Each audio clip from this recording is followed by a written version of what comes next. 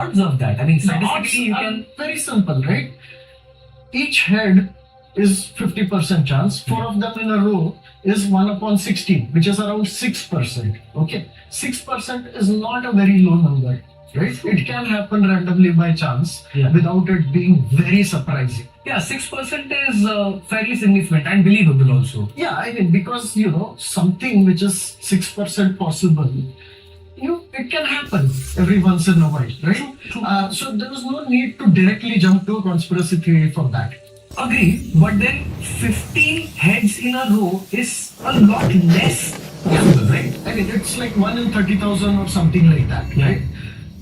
The point is, though, how many ODI matches have happened, right? India has played around 1600, Yeah. okay?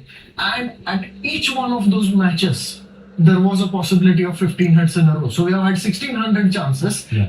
and there are other countries playing. Each of those countries would have had a chance. And any time you get 15 heads in a row, no, not heads, 15 losses in a row, you would have been jumping up and down saying conspiracy, right? So just if you add up all those chances, it comes to around 3 or 4%, which is again not that uncommon. Yeah.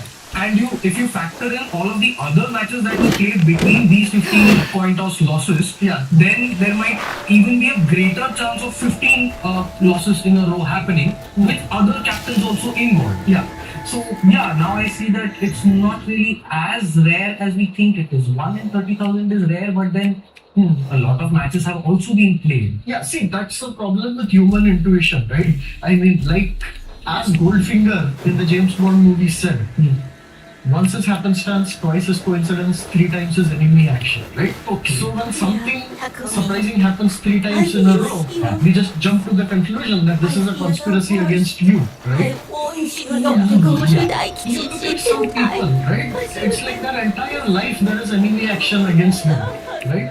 They don't stop to think that this is probably coincidence. We are not pointing fingers at anyone, we are just saying it. Yeah. I mean, this is what is But- the reason. All the people who think we are pointing fingers at you, Yes, we are pointing fingers at you. so this episode is for you. Yeah. All right. Yeah. But then, let's look at the other kind of people who think it might be a coincidence. How do you figure out if it's a coincidence? Well, what you do is that you don't just generally ask what is the probability of this, right? What you do is you say, okay, what is your explanation, right? Okay. One explanation is that there is somebody rigging the tosses. Okay. Then you have to ask what is the null hypothesis, which means what is the most simple, what is the most normal explanation for this, right? like Occam's razor. Like Occam's razor, right? So, but here we get into a little more detail. So you ask, what is the simplest, most non-conspiracy explanation? Okay, and then for each of those explanations, you can use probabilities and attach a probability to it, right? Right. Now, the simplest non-conspiracy explanation, if it has a reasonable probability, right? Then we say that, you know what, this thing can happen. So then you just go with it.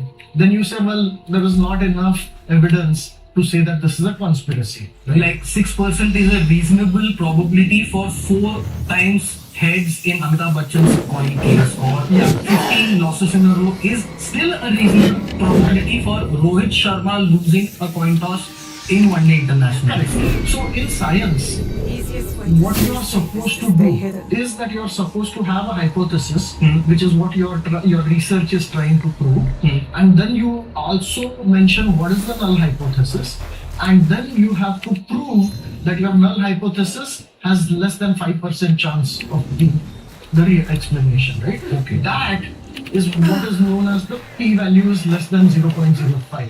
That 5% is very interesting, but I want to quickly step back for a minute and take this example of hypothesis and null hypothesis that you just gave our explanation and apply it to the Baba who promised male children. Correct. How would you go about applying this hypothesis and null hypothesis in that scenario? So hypothesis is that Baba has a medicine which actually gives you male child. Okay. Null hypothesis is that Baba is a sham. That medicine does nothing. Okay. Now let us look at the evidence that is Why is this a null hypothesis? Because it's That's the most common thing that happens in the world, right? the assumption being that birth is a genetic lottery, a statistical lottery, Correct. and whatever the Baba is doing is not affecting the Yeah. birth and the gender of the child, Right. the sex of the child. And a more sophisticated explanation for the same thing is that of all the things we have learned in science and a lot of experiments and in our textbooks and past experience, right? All of them together tell us that something like this is unlikely to be true. Right? Right. If you were paying attention, this is a prior in Bayesian inferencing. Check out our previous episode, right? Yeah, you So, yeah. So now the null hypothesis is that Baba is a sham, that medicine does nothing. True. Now the question is, the evidence that is being shown to us, can that be explained by the null hypothesis with a reasonably high probability, right? Okay. Let's take this situation. Okay. 10,000 couples go to the Baba. Baba gives them all medicine. Right. They go back. But according to our null hypothesis, that medicine is a sham. So how many boys will be born? Half of them. 50-50 chance of a boy and a girl. 5,000. Correct. So now Baba has 5,000 testimonials that the medicine worked. Yeah. The other 5,000 where it didn't work. Right? Why aren't they complaining? Why aren't they complaining? Because Baba has a money back guarantee. Baba returned their money. Yeah. Right? Keep in mind though that he's kept the 5,000 rupees of each of the boy childs. Right? So he's made a lot of money even though he gave a full money back guarantee. In fact, he could have given 7,000 rupees back and still made a lot of money. Right? Yeah. Right? Third, let's say you have 10 friends who went to the Baba. Okay? 5 of them got girls, so they're staying quiet, not telling anyone about it. Because they also got their money back. Yeah. The other 5 got boys, and they are going around telling each and every couple they know that you have to go to that Baba, you have to go to that Baba, right? So that explains all the evidence without having to break a sweat. True. This is where the null hypothesis comes in. There is an alternative simple explanation. Yeah, and if we were to actually rigorously prove this, I suspect we would have to do an RCT with this medicine from the Baba and then test the null hypothesis in that RCT. Yeah, but if you were paying attention in the Bayesian inferencing episode, you know that an RCT is not necessary. The prior on Baba being a sham is so high, right? Evidence doesn't change that. True, that is indeed true. But what I'm sensing here is every time you come up with a hypothesis, you have to check it against the null hypothesis. Not the null hypothesis. What do you mean not the? There can be multiple null hypotheses and you have to choose carefully. Okay. Let me give an example. Okay. So let's say somebody comes along and claims that Wikipedia is not a reliable source of truth because anybody can edit it. Yeah, we get a lot of those comments in our episodes So also. this is the hypothesis. Okay. Now let's ask, what is the null hypothesis? Right? What is the null hypothesis? Right? So, and basically you can think of the null hypothesis as the opposition party, right? So the party is Wikipedia is not reliable. Is the opposition Wikipedia is 100% reliable, doesn't contain a single mistake? Or is it that Wikipedia is 99% reliable And 99% is good enough? Is that no? or it is that Wikipedia is only less than 5% unreliable and that's p equal to 0.05? Which of these makes the most sense? So probably the second statement because 99% is See, I just gave you 3 choices and you picked the middle choice. Okay, you fall for the standard trick. The real problem is that all 3 of these questions are the wrong questions, right? okay. The correct null hypothesis in this case is compared to what? The null hypothesis is Wikipedia is as reliable as Encyclopedia Britannica. And now the opposition statement, the hypothesis is that Wikipedia is less reliable than Encyclopedia Britannica. See, suddenly now we are doing an apples to apples comparison.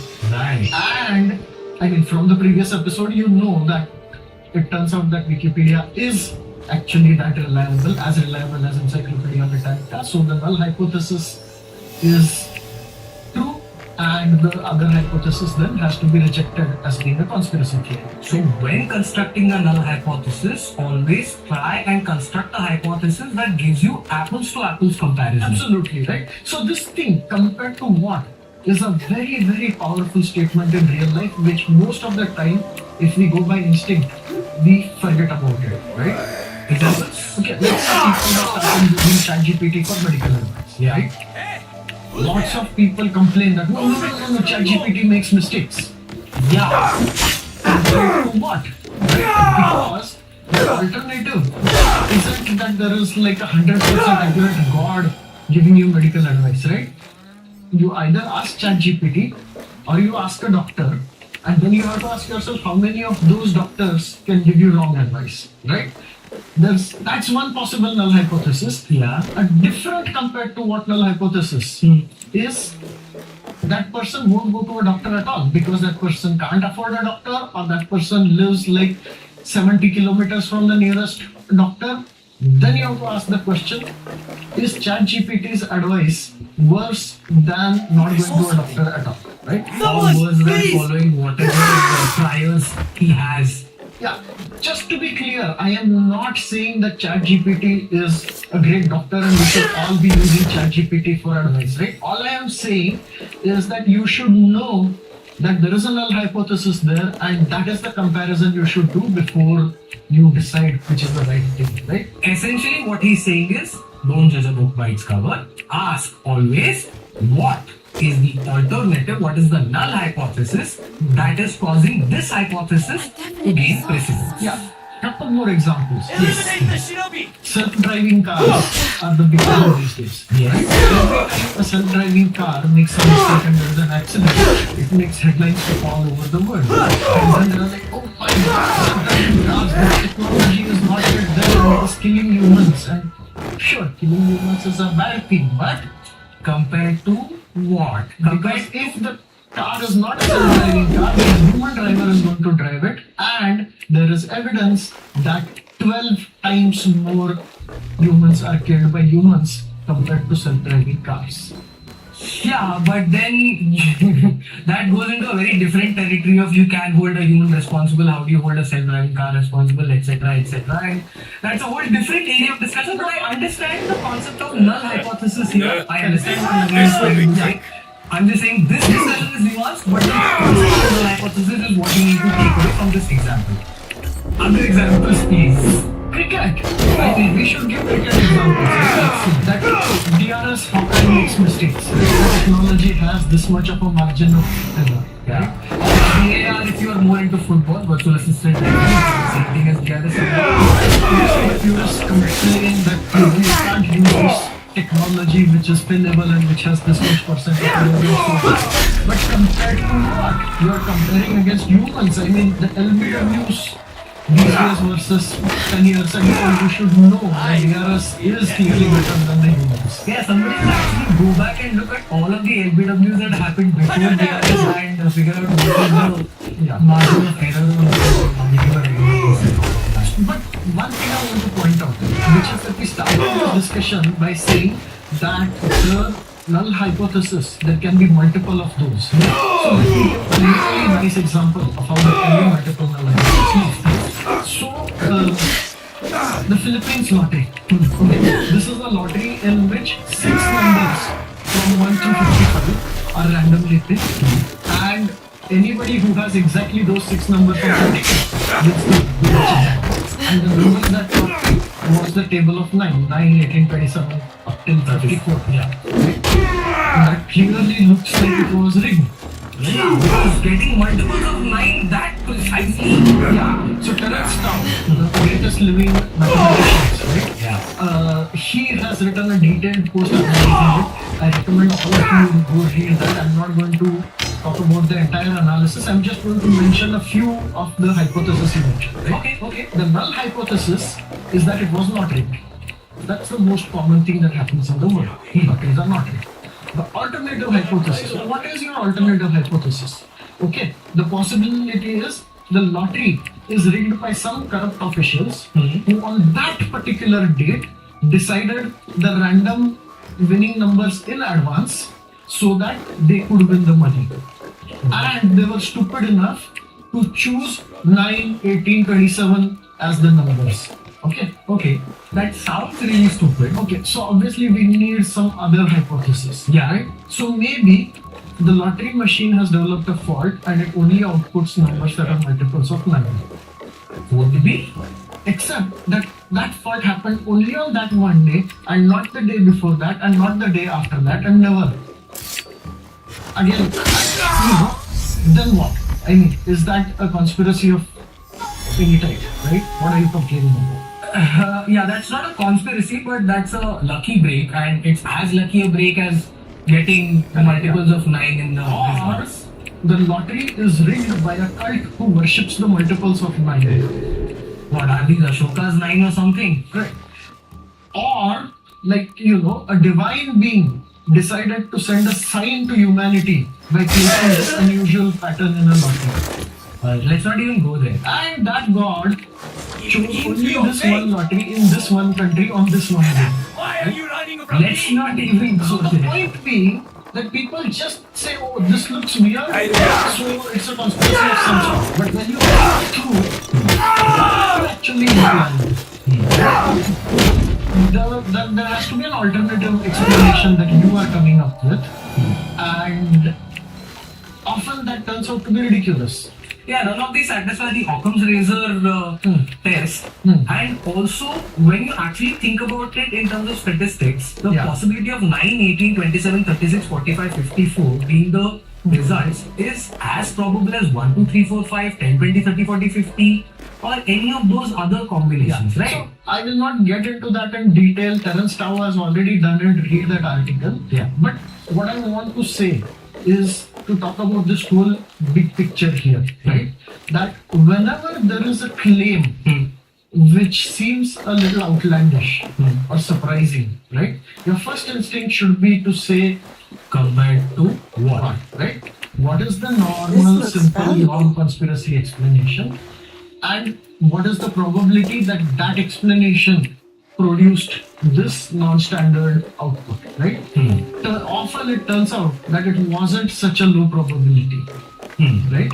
The second thing is whenever somebody says X is bad, you have to say compared to what? Because right now, what is happening is Y. So you can't just say X is bad. You have to know that X is worse than Y. Otherwise, that statement has no meaning, right? Like Wikipedia versus Encyclopedia Britannica, right? Sometimes the null hypothesis can be as stupid as just dumb luck, right? So you have to ask yourself, could dumb luck have created this? Yeah, like the Philippines lottery was definitely dumb luck when you think about it. And never ever forget that if something is happening a large number of times, most of which get ignored, then it is possible that something very rare just happened because there were so many trials, right? Like the 15 Coin losses lost in a row by Rohit Sharma.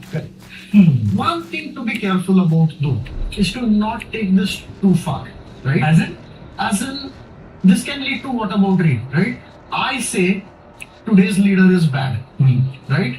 And then you come back by saying compared to what? And then you point out that, the leader 10 years ago was equally bad. And technically it is true, right? The null hypothesis is that all leaders are bad, but that doesn't mean that we give up, right? We should still be holding our leaders to high standards. That's how we make progress, right? Absolutely agreed. So Yeah. when you say compared to what, be very careful and cognizant of the slippery slope of whataboutery that you might get into. Also, the other problem with this is that sometimes you might not be able to prove the null, right? So, for example, if I say that, oh, parachutes don't work, okay, Yeah, we've done this before. I'm not getting into this again. If you want to know why parachutes don't work, we'll line it up for you. Check that out. This is Shrikant. This is Naveen. This is Future IQ.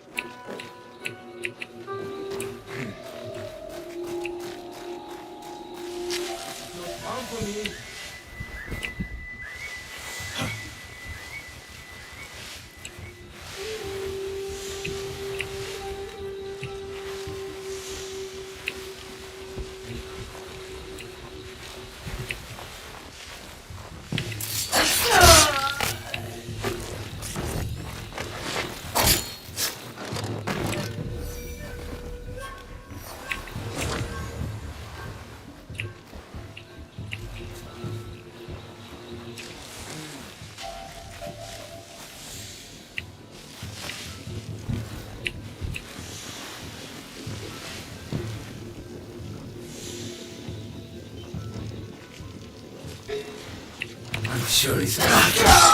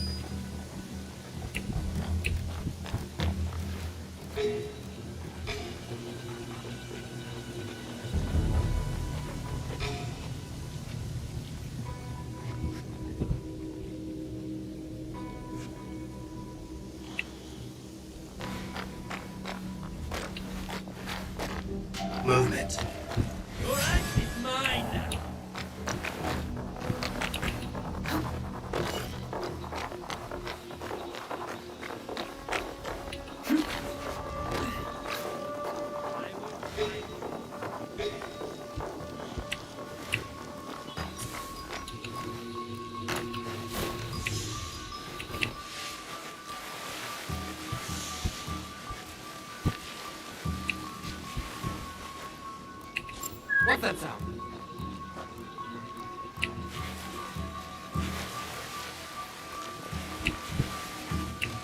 What?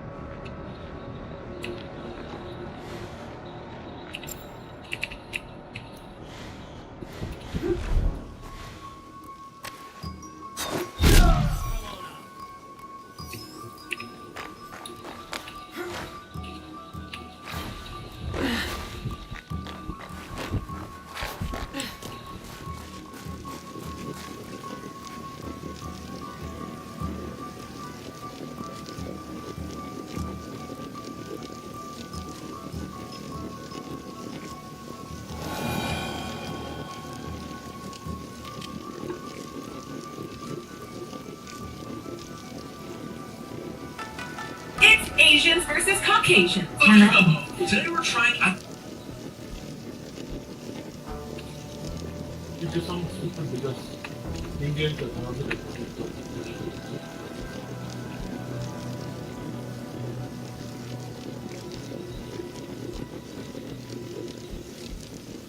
Picture this. You're in an empty grocery store line. Picture this. You're in an empty grocery store line, reaching for a can of clam chowder with a digital price label that says $2.50. Your phone buzzes and you glance at it.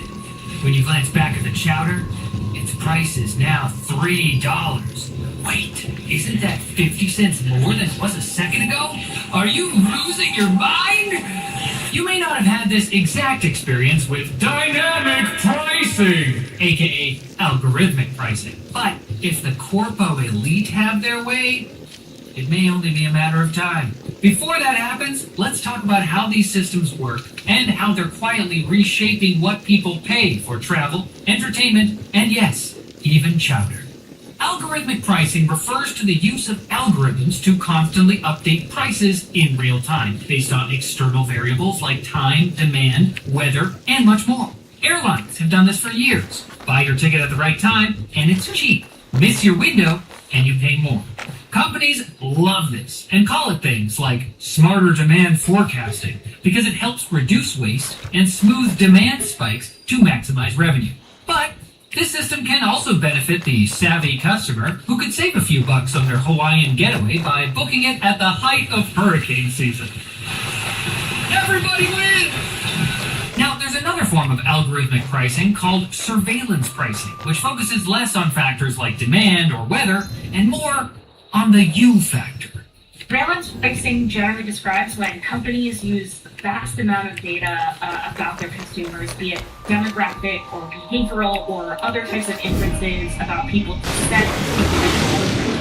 And what this can do is create profiles about people. That's Stephanie Nguyen, former chief technologist at the FTC, senior fellow at Columbia Law School, and writer of the Division of Field Notes Substack, which investigates technology's effects on consumers. She helped us understand how, instead of everyone seeing the same price changes, surveillance pricing means different people may see different offers for the same product based on what an algorithm predicts about them. In one example of surveillance pricing, the Target app reportedly displayed a TV for $100 more when shoppers were located in a Target parking lot, suggesting the app may have inferred that customers closer to the store were willing to pay more. Which makes sense, they're already there anyway. What are you gonna do, go home without a TV? And there's even more controversial real-world applications of these pricing systems. Hey, I got an idea. Let's talk about those after we talk about our sponsor. Micro Center, their back-to-school deals are happening right now. You can get an LG 27-inch monitor for $120 or save $205 on a 1 terabyte MSI Spatium SSD. You can fit so many homeworks in that bad boy. The kids still do homework, right? Austin, Texas is also getting their Micro Center, and Columbus is remodeling theirs. You can sign up for a free 128 gig flash drive to redeem at either location. What? Use our links below to save big on accessories and stay up to date with Micro Center news. Dynamic pricing is everywhere these days. Ticketmaster's pricing system adjusts in real time based on demand, which can cause sudden price spikes when concerts get popular, or even just when ticket sales open. Supermarkets are rolling out electronic shelf labels that can update prices instantly, and even fast food chains like Wendy's have explored AI-driven menus that adjust prices on the fly. Looking to order from the dollar value menu during rush hour? Introducing the $1.50 value menu for a limited time. Meanwhile, surveillance pricing can show up more stealthily in everyday life through loyalty programs and shopping apps. When you scan a rewards card or use an app, companies collect detailed data about what you buy and how often you shop. I mean, the top level here is that loyalty programs function as data harvesting machines. They track our demographics and behaviors. They can build hyper detailed profiles about us and change the price that I pay versus a different person. That data can power targeted discounts, but it can also be used to segment customers, some of whom may consistently see different prices or offers than others based on their behavior. Dynamic and surveillance pricing don't just coexist. Their effects can be compounded to the detriment of a segment of customers. In a particularly dystopian situation Stephanie described, a ride-sharing app might hike fares during a snowstorm, then use personal data to decide who could pay even more. A rider traveling with several children, for example, might be charged more because the platform assumes they're more desperate to get home than someone without any hyperthermia-prone dependence. But hey, is algorithmic pricing really that bad? Supporters say it keeps businesses competitive and responsive. Critics argue it makes pricing less transparent and harder to trust, with prices increasingly shaped by what algorithms predict each customer is willing to pay. Either way, dynamic and surveillance pricing are becoming more common, more automated, and harder to notice, quietly changing how more and more products are priced. As these systems become more widespread, businesses, regulators, and consumers, like you, will have to decide what safeguards are needed to ensure pricing remains fair and transparent. When companies are left to self-regulate, profit incentives really outweigh consumer protection. Prices are higher, commercial surveillance becomes rampant. And so I think we need to radically rethink terms that we once understood. The term discount or a deal, terms that once signaled, straightforward savings have become nearly impossible to trust and verify. And regulators have tools and existing authorities today to more aggressively address pricing problems. Now, the good news is that once you know how these pricing tactics work, they're easier to spot. And to learn more about how you can push back against these practices, check out this video over on LTT.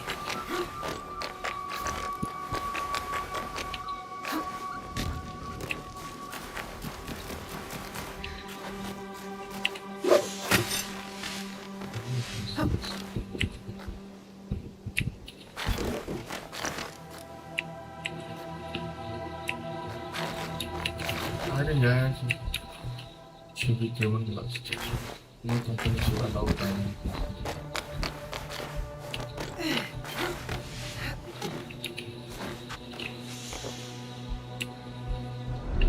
Unfortunately, stop.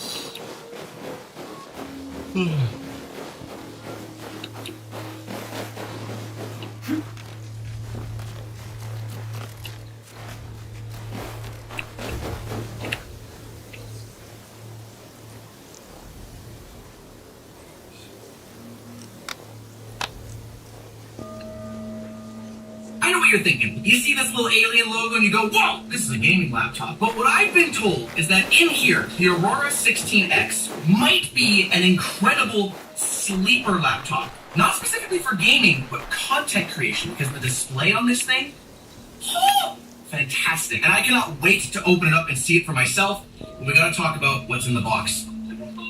Specifically, be more alien. I cringe every time I read some cringe marketing like that. Holy cow! You're gonna kill a man with this thing. 280 watts! Oh my goodness! This thing is a monster. And then on the other end, you got your C5 plug. Really short, maybe like 2.5, 3 feet. But the brick power cable is, oh. So you got like maybe a 10-foot cable in total here for charging. But you guys are here for the actual laptop, which is right here. Is there anything else I'm interested in? A little bit of propaganda? I don't care about that. Oh, stickers? Never mind. I will keep those. Alright. In the actual little baggie here. Is this a bag? Paper envelope? I don't know what to call it. We have the laptop itself. Someone take a freaking screwdriver to it? My goodness, I don't know if you're gonna be able to catch it, Glenn. But like right in this area. Whoa! That is brutal! Let's put a little sticker on it. So go to this one. How's the fingerprint stuff? They faded away pretty quickly, but can I wipe it away with my t-shirt? That's my ultimate test. No, you would need a microfiber cloth. Not the greatest fingerprint resistant material. As for the rest of the laptop, quite a chunky boy. So I guess they're definitely keeping that gamer aesthetic with this device. Big old intake or exhaust there. We'll have to actually figure out which one is which. There's a bunch on the back here as well. But as for our I/O, that's what's more important. What is it Let's you get this need? out of the way. I am old Wait a and minute. poor. There's There my are microfiber many cloth. We're all good. things I As for the need. I/O on the left side, we got a Right now, full-size I Ethernet need port. help. It's a 1 gig There Ethernet was a port. We've time got a when 5 I could gigabit a do second bandage USB-A myself. port. Our headphone audio Now jack, I and must then a get little someone to do it for battery me, indicator right taking there. the On the front, nothing. But on the right, attacks never end. nothing. That must The mean few of us left in there we India go. after So looking I/O at the on the shorter, back. they laughed You got that while they full-size eat and barrel roll plug there. and It was sorry over for 280 suffering. watts, which means of course I it's not will going to be teach USB-C. these bandits So first. proprietary We are power used to there. suffering. An HDMI Know that your 2.1 help on the will be back. fairly rewarded. A Thunderbolt USB-C right there, which is Thunderbolt 4, and a 10 gigabit a second USB-C, as well as again another 5 gigabit a second USB-A. And one thing that's really important to talk about with this HDMI port is, unlike some other laptops, This laptop goes directly to the DGPU off that port. Meaning, if you are plugging in a higher refresh rate display or maybe a higher resolution display than the laptop can do, you know you're getting the performance off of the graphics card. And in this case, it's 5070 Ti in here. A lot of laptops try to go from the DGPU and then through the iGPU as the output on some displays. Not this bad boy. You know you're getting the full performance of the GPU. We're going to be tearing this thing open a little bit later, and I can already see that I at least have easy access to... Holy cow, how many screws is this? 10 screws? And as for the actual deck itself, let's open it up. As I'm opening it up, we might as well talk about the rest of the specs that's in this specific device. So it is actually based off of Arrow Lake, meaning that it is rocking an Intel Core Ultra 9 290HX Plus. 24 cores, and it boosts all the way up to 5.5 gigahertz on those performance cores. It's not actually one of the newer Panther Lake-based CPUs, which, as we've looked at some other devices, is incredible for battery life. It does come into effect a little bit later, but for an Arrow Lake device, its battery performance is actually pretty good. Again, we're going to get into that a little bit later. As for RAM, ours is configured with 32 gigs. You can configure it up to 64 from their website, or as low as 16. And then, as for our SSD as well, we've got a 1 terabyte Gen 4 drive. The board supports Gen 5, but prices are darn expensive, so you'll take whatever drive you can get. One thing I noticed immediately opening this laptop, this might be one of the thickest display bezels in terms of like this thickness I have seen in a very long time. And I can like feel it, like the weight of it. I never It definitely doesn't pass the one finger. thought of it that way.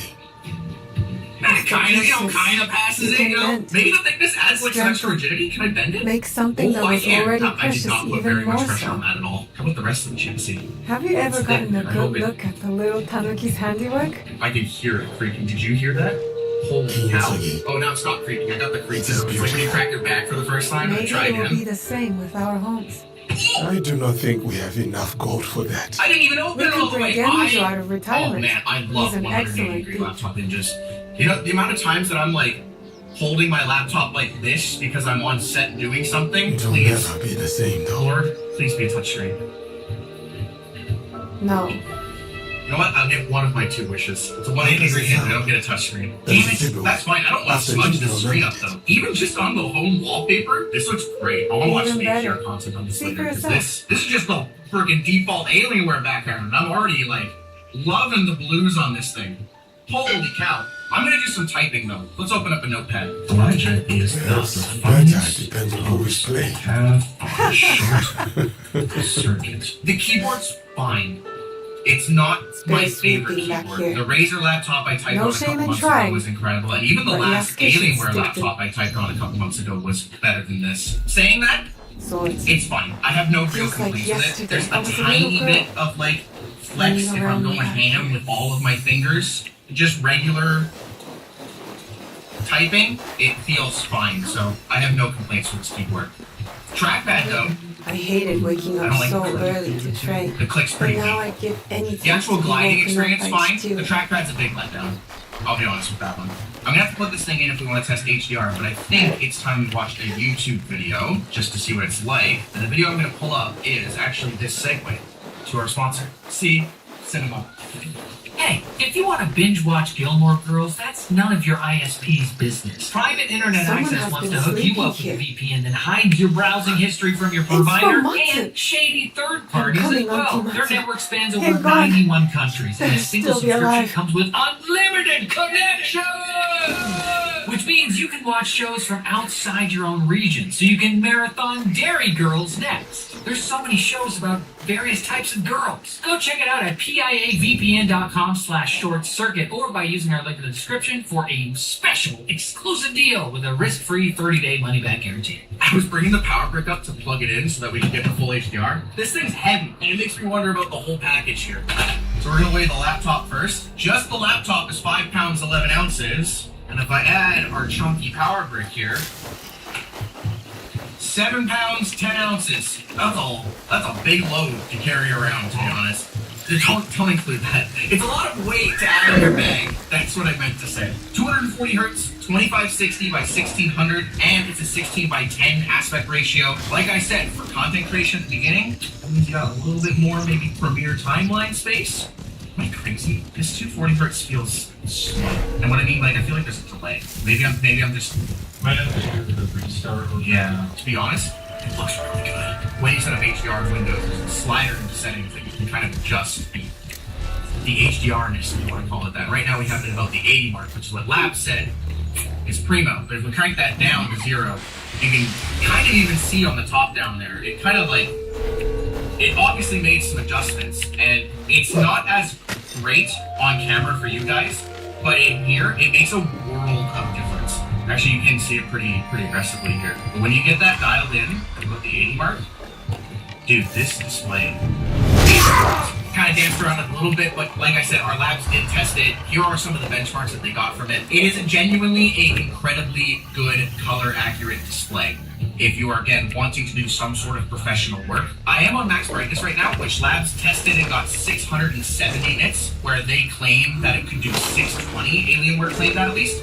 And that was in HDR. In SDR, we hit about 428, which is, again, slightly above what they ended up claiming, but good job. Great display. I hope the speakers hold up. Let's test some actual, like, good high quality video. Like crap, right? There you go.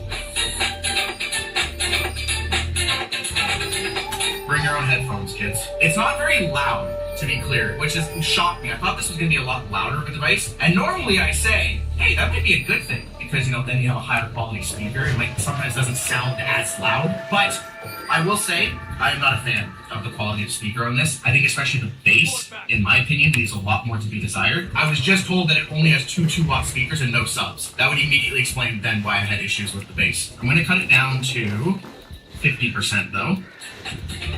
It's a lot quieter. Saying that, it's still there.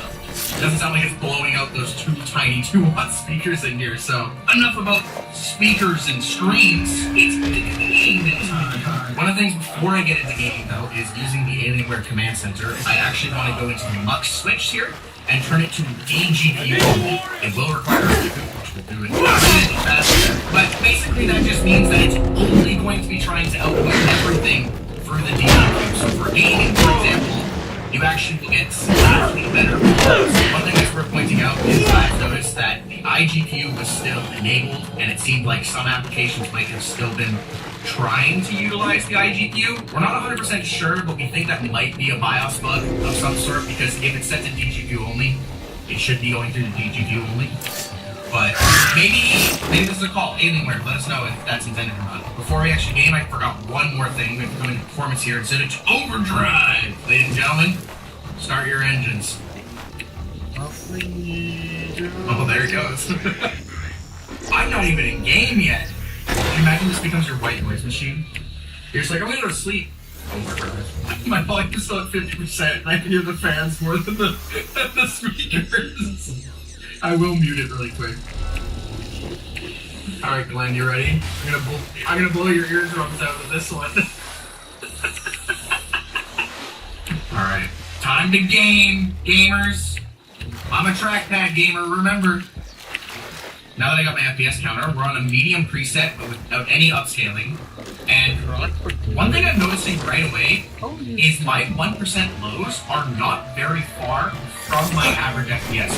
Why I thought it was so smooth right away. My average is just over 100, but my 1% lows are also just above 100 now. They actually got a low as about 95, but the 1% lows is where you're going to notice all the hitching, right? So the fact that they're so close together makes this an unbelievably smooth gaming experience. I'm shocked. I thought this was gonna underperform. This feels great for a 5070 Ti laptop.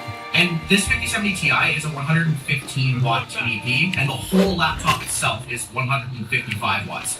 Again, like I've talked about many times before, these mobile laptop chips quite often have different power draw, which is why it can get super confusing as to which 5080 you might have in your laptop or 5070 Ti. This one is a 115 watt, and dude, like I said, I'm honestly very impressed with this. I have now just turned on the stealth preset, which was just a hotkey on F7 here. Fans obviously come crazy down, and my FPS has come down a tiny bit, but I'm also in a way more dense area. I'm going to turn back around and try to get back to where I was, make it as fair as possible. The boss walks by, you click on the silent mode. All right, how's that business report coming? I'm about 70% there. because of 70 FPS. I will say, now that we're in the silent reset, yes, I'm obviously getting way less FPS. I'm averaging about 70 to 80. Saying that again, the 1% lows are right in line with that, so it doesn't feel itchy. You know what? I'm impressed with the gaming on this. Before I actually bring it completely open to see exactly what's inside, we got one more test. We're going to do that cam first. This is a business laptop, baby. You know, we're just talking about it. Let's do a business call right now. Kim, 80p, 30 FPS. More than enough for some business meetings, I guess. And we'll see how the microphone sounds. So from here, not great though. Oh my lord, that's really good. You know what? Alienware, they picked their message, went into the display. It did not go into the microphone or the camera. We're gonna rip this thing open, and while I'm ripping it open, I'm gonna talk about the rest of our labs results. As for what we compared it against, we went up against the MSI Stealth laptop that I just looked at recently. Now, take this with a grain of salt. That laptop has a 5080. But I think that actually shows how well this device stands, because it was trading blows with it at the 1600p, which is the native resolution, and in the 1080p-ish resolution, or 1200p, this thing was actually, like, outperforming it. And that's because this chip, the 290HX, is slightly more performative than the 386 chip that is in that Stealth laptop. Now, obviously, when you go to the higher resolution, it does start to lose, and that's just because a mobile 5080 is just a little bit better, whether it's because of the VRAM, or the higher clock speeds, or more CUDA cores, whatever it may be. It's a better GPU, obviously. But this thing holds its own, and I think that that's pretty impressive. Hey, there we go, baby. And we're in. Woo. Is that the cooling and that's it? I thought this was a bracket holding it down. No, this is the heat pipe. There's only one heat pipe on the CPU and one heat pipe on the GPU. You know what? I won't criticize it because it still was able to hold up, at least in our gaming tests that we did. Now, normally we don't talk about thermals in these laptop short circuit. We feel that that's a little bit too much for a short circuit. But according to John, who did some of the testing for this laptop, when we were like really trying to throttle it, the CPU did peak at 104 when we were doing like a CPU intensive test. In gaming, it was kind of more in the 90-degree range. So, you know what? Maybe it will get very hot and very warm for a long gaming session, which is why I was also very shocked about the one heat pipe. But if it keeps up on your average day-to-day tasks, why, yeah, you don't need to spend more, I guess.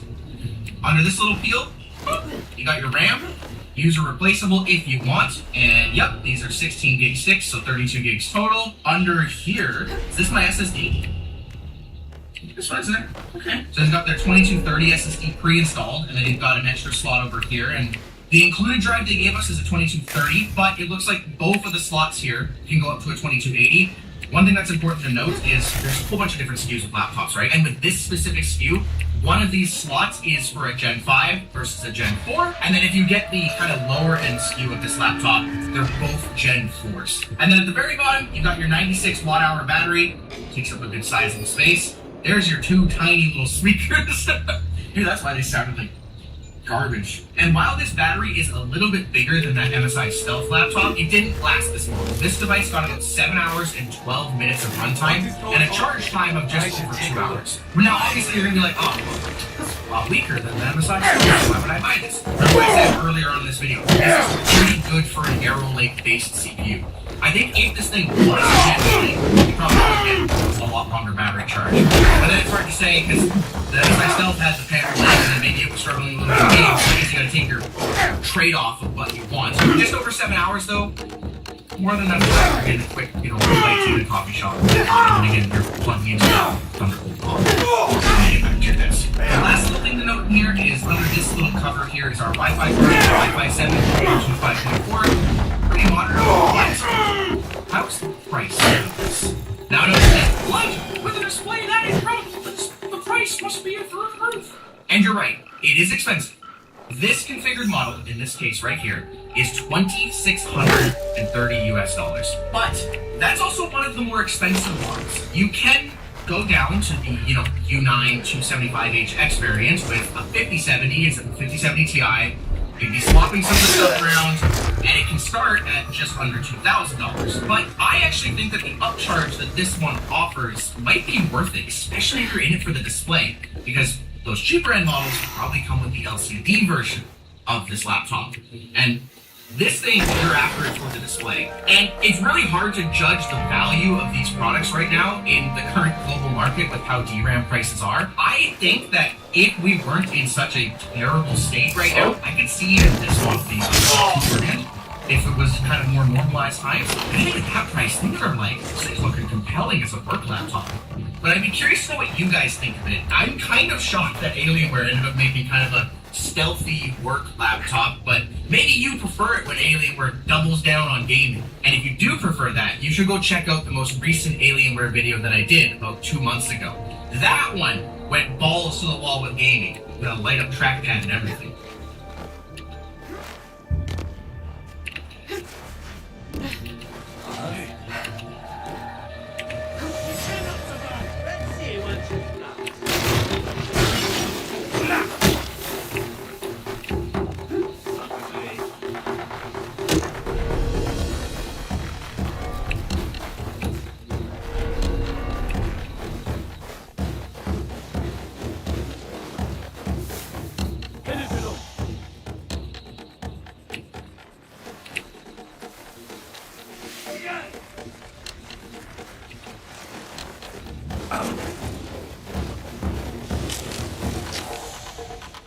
If you find something, point it out. Stop playing games.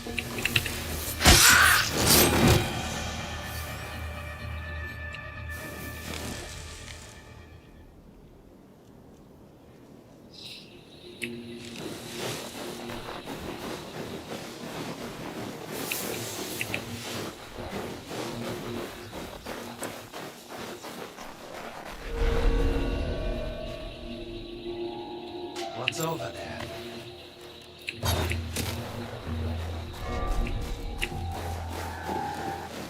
Hey now.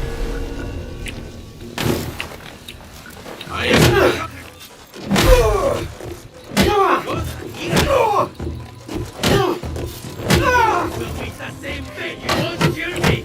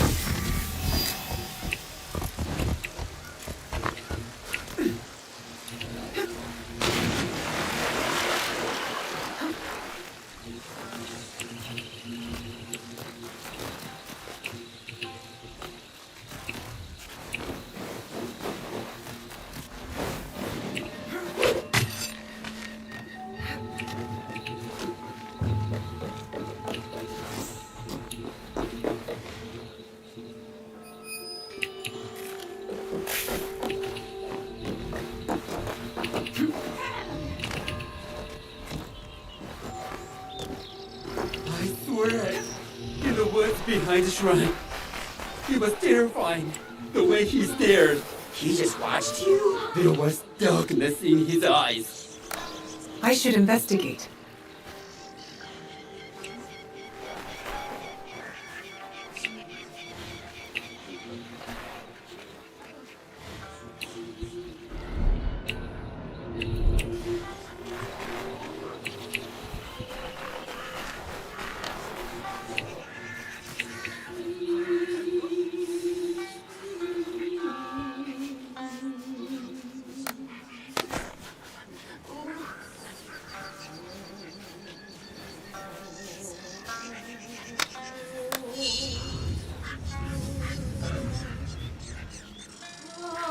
Are you getting this? I'm getting the shot, I'm just not getting what you're trying to do. We're in Australia. Some of the problems in the globe, so everyone here but me is upside down. Geography. It's a good time to tell you, I dropped Luke on his head when he was 1. Okay, I'm up.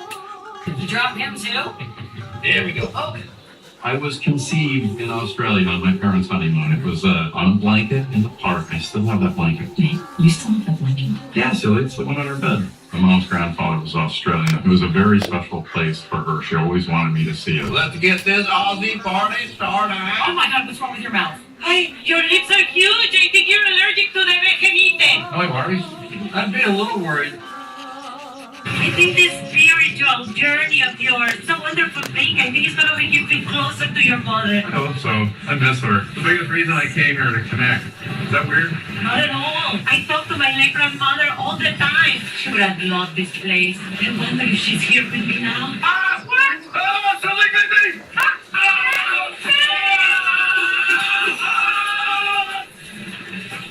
Now, if we're lucky, we'll see some of Australia's more famous indigenous species. Kangaroo, dingoes, koala. You okay? My foot's twice as normal size and the mosquitoes are really going after my jellyfish bites.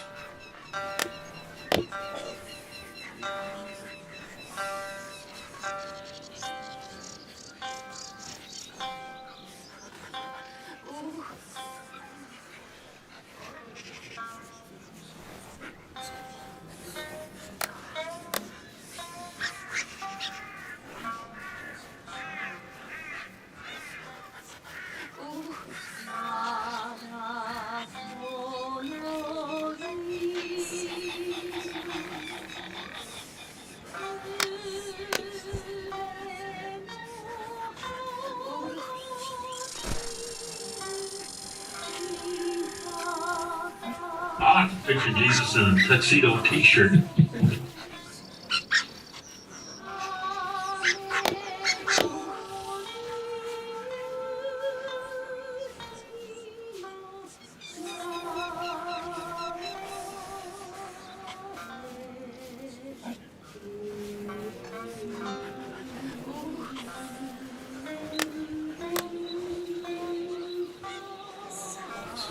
I want whatever the MCU does. Feel disrespectful.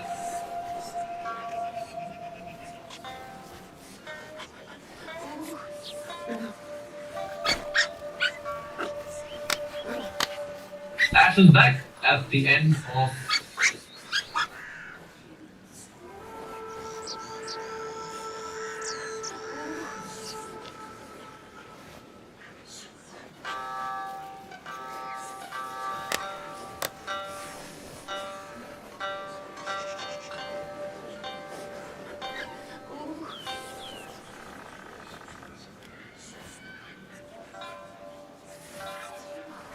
We did it. At this moment right now, I'm almost certain that I'm the densest person on the planet. I have some ocean on here. Okay. Where did this come from? You wish. We did it. At this moment right now, I'm almost certain that I'm the densest person on the planet. And I guess all we have to do now is step on this scale and see what my final mass is.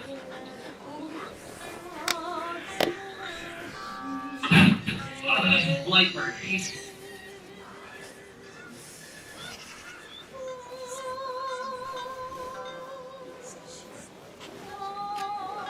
Did you know the word wow is Scottish?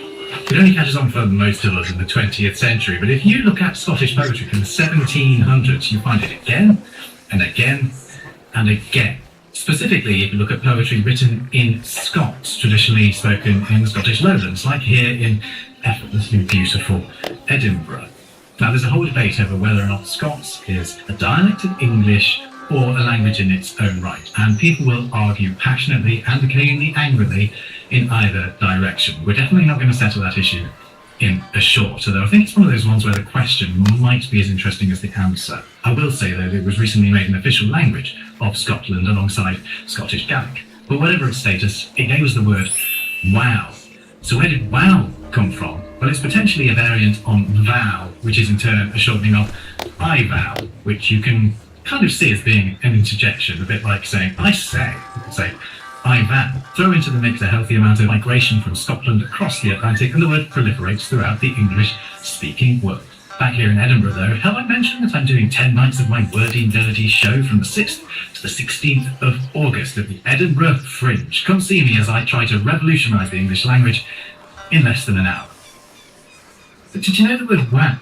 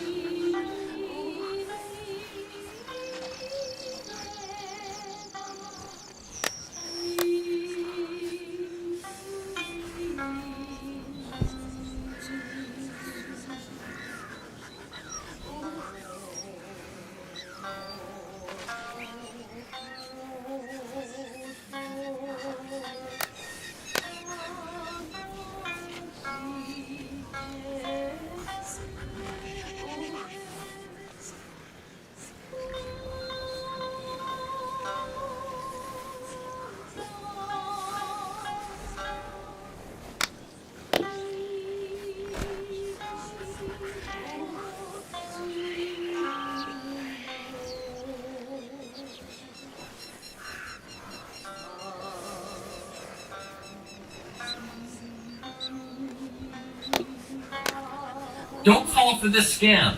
If someone ever tries to convince you that all the errors you see in the Windows Event Viewer mean that you're infected with malware, hang up, block them immediately, don't go back. There's a widespread tech support scam where a technician will ask you to open up the Event Viewer in Windows, which will show you hundreds or thousands of errors and warnings. But these messages actually are of no consequence to the average user. Windows and other programs will just throw an error message into the Event Viewer log whenever something small goes wrong, like having to try twice to start a Windows service, or an app freezing temporarily. It'd be like a light turning on in your car every time you hit a pause. Even a perfectly healthy system will have a huge amount of these errors in Event Viewer, but unfortunately, since many people are unaware of it, the scammers use the Event Viewer to convince you to pay for non-existent virus removal services. So pass this video along to anyone you think might be at risk, and don't fall for this scam. If someone ever tries to convince you that all the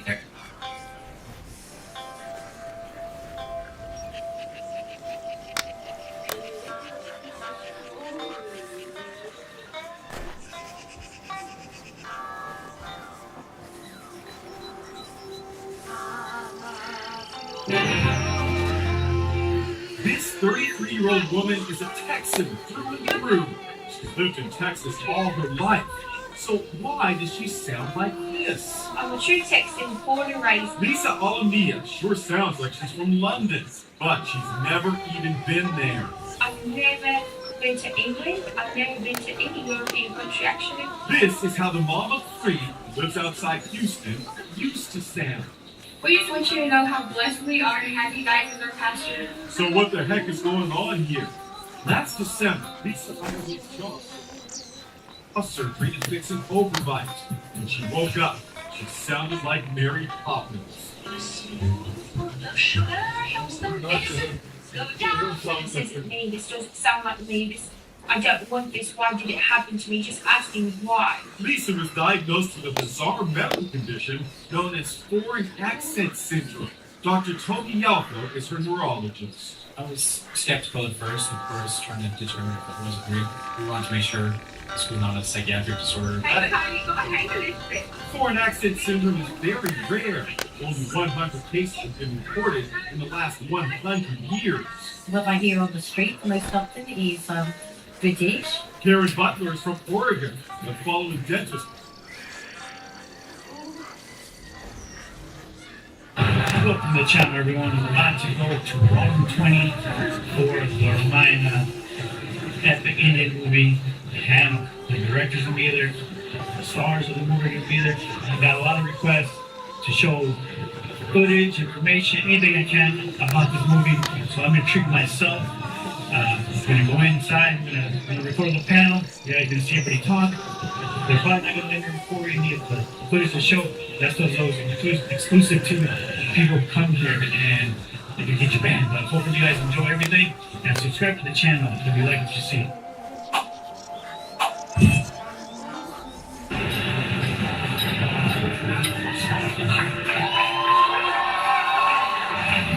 For thousands of years, the Ramayana has inspired generations with its timeless ideals of duty, courage, and compassion. Across India, the Diya has long been a symbol of hope, a reminder that even the smallest light can illuminate the path forward. For millions, it also honors the homecoming of Rama, whose life continues to inspire through his unwavering commitment to righteousness. Today, we honor that enduring tradition and the belief that even a single light can inspire millions. The Ramayana has endured because every generation has chosen to carry it forward. Today, it is our privilege to bring this timeless epic to audiences around the world.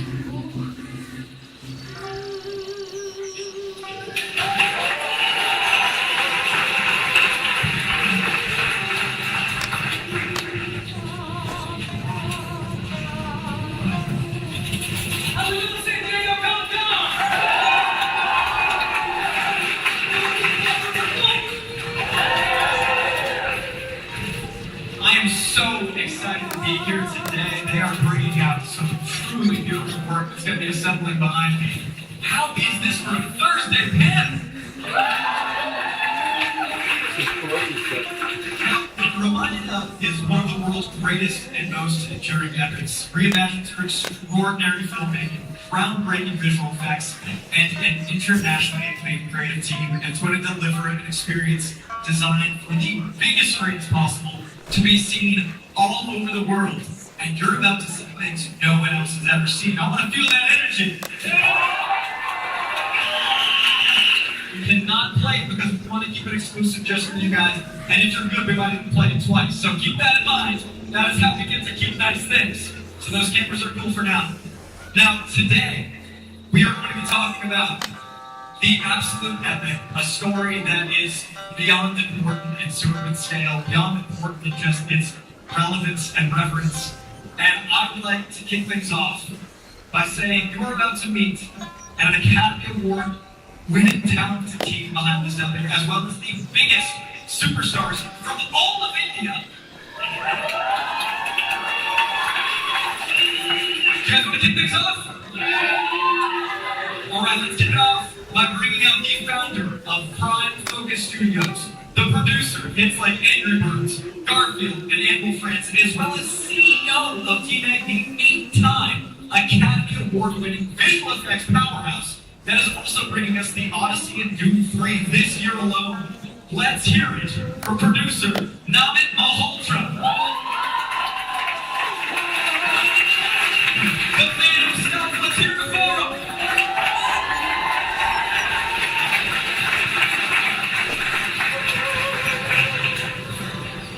And let's hear it for the winner of the National Film Award for Best Screenplay, National Film Award for Best Feature in Hindi, director of Dangal, the highest grossing Indian film in the world. Give it up for our director, Nitish Tiwari. Let's hear it for Nitish.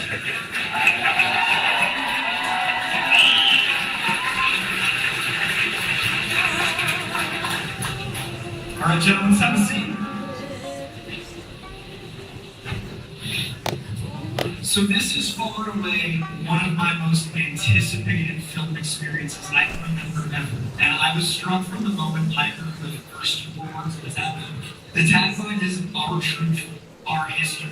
That resonated so much, it's so powerful. For audiences not familiar with this epic tale, how would you describe the entry point into the film? I think, firstly, it's great to be having you. Thank you. I think my mind predates everything. Depending on who you speak to, this is the most formative part of the culture. And it's, people obviously call it the fullest real story.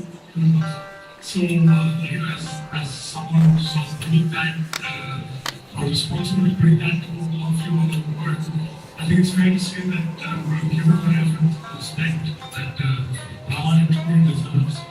And for people who know India or Indian culture, the festival of Diwali, which is really the biggest celebration of holiday that happens in India, really is based off of Ramayana, which is Lord Ram coming back after being exiled for 14 years, being victorious, and bring us right back and Sita. And that is what we celebrated. This is homecoming. The guidance and the lamps that jump all across the city, and that signified the whole concept of human. And that I think is very prevalent and visible in many, many cultures today. And I think this is no different in that sense. You and I spoke about the festival being to scale and scope, for my understanding, like a mix of Christmas, it's the 4th of July, giant importance. Can you talk about the festival itself now? It's really Christmas because the time family, friends, meet, greet, gift, sort of give and take. A lot of religious ceremonies are celebrated. Fireworks are a big part of Diwali. Obviously, with all the global warming and Mother Nature, some of that has rolled back. But otherwise, fireworks and dazzling display of light is actually a very big part of Diwali. And Nitesh, I just wonder, with something this enormous to tell in film, why the medium of film and why now? Why do you feel like we're ready for a movie of this scale, with technology and development? See, Ramayana has been told many times in many forms. In India, we have this culture that Ram Leela, you guys are familiar with it. It's a stage version of Ramayana, which is played in every city, every year around Dashain and Diwali time. So this is how embedded Ramayana is in our culture. Now, we felt that probably now is the right time when an epic like Ramayana can be told in the form it truly deserves. So, with the help of technology and the resources available, we have put our best effort in bringing this great epic from our country to the world. We got a pretty big announcement today. Not an hour ago. Do you guys want to tell the folks what happened? Yes, I think it's fair to say that we just announced that we have now signed off on a global distributor and a partner, Sony Pictures Entertainment, will be distributing online. Let's hear it!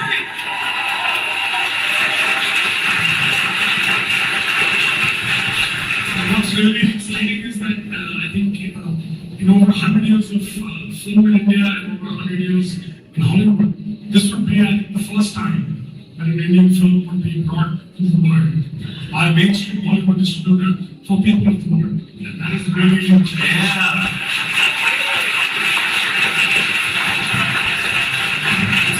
Congratulations. To see that trailer? Alright, I'm gonna need 2 things from you. Like chills, that was so special. Hey, well, we just got to see them as Lord Ram and Ravana, respectively. Do you guys want to meet them? I think you can do better than that. Do you want to meet them? One of the biggest stars in all of Indian cinema, a generational talent with both box office records, and fast critical acclaim. You're known for Rockstar. You're known for From Ya Giovanni, Hi Giovanni, Sanju, and Animal. Let's hear it for the great Ranbir Kapoor!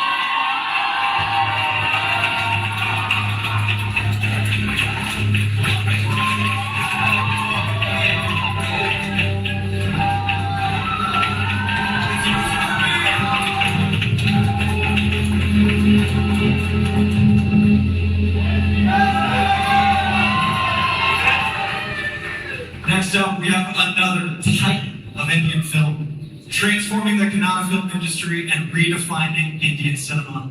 From KGF Chapter 1 and 2, two of the highest grossing Indian films ever made, the one and only Yash!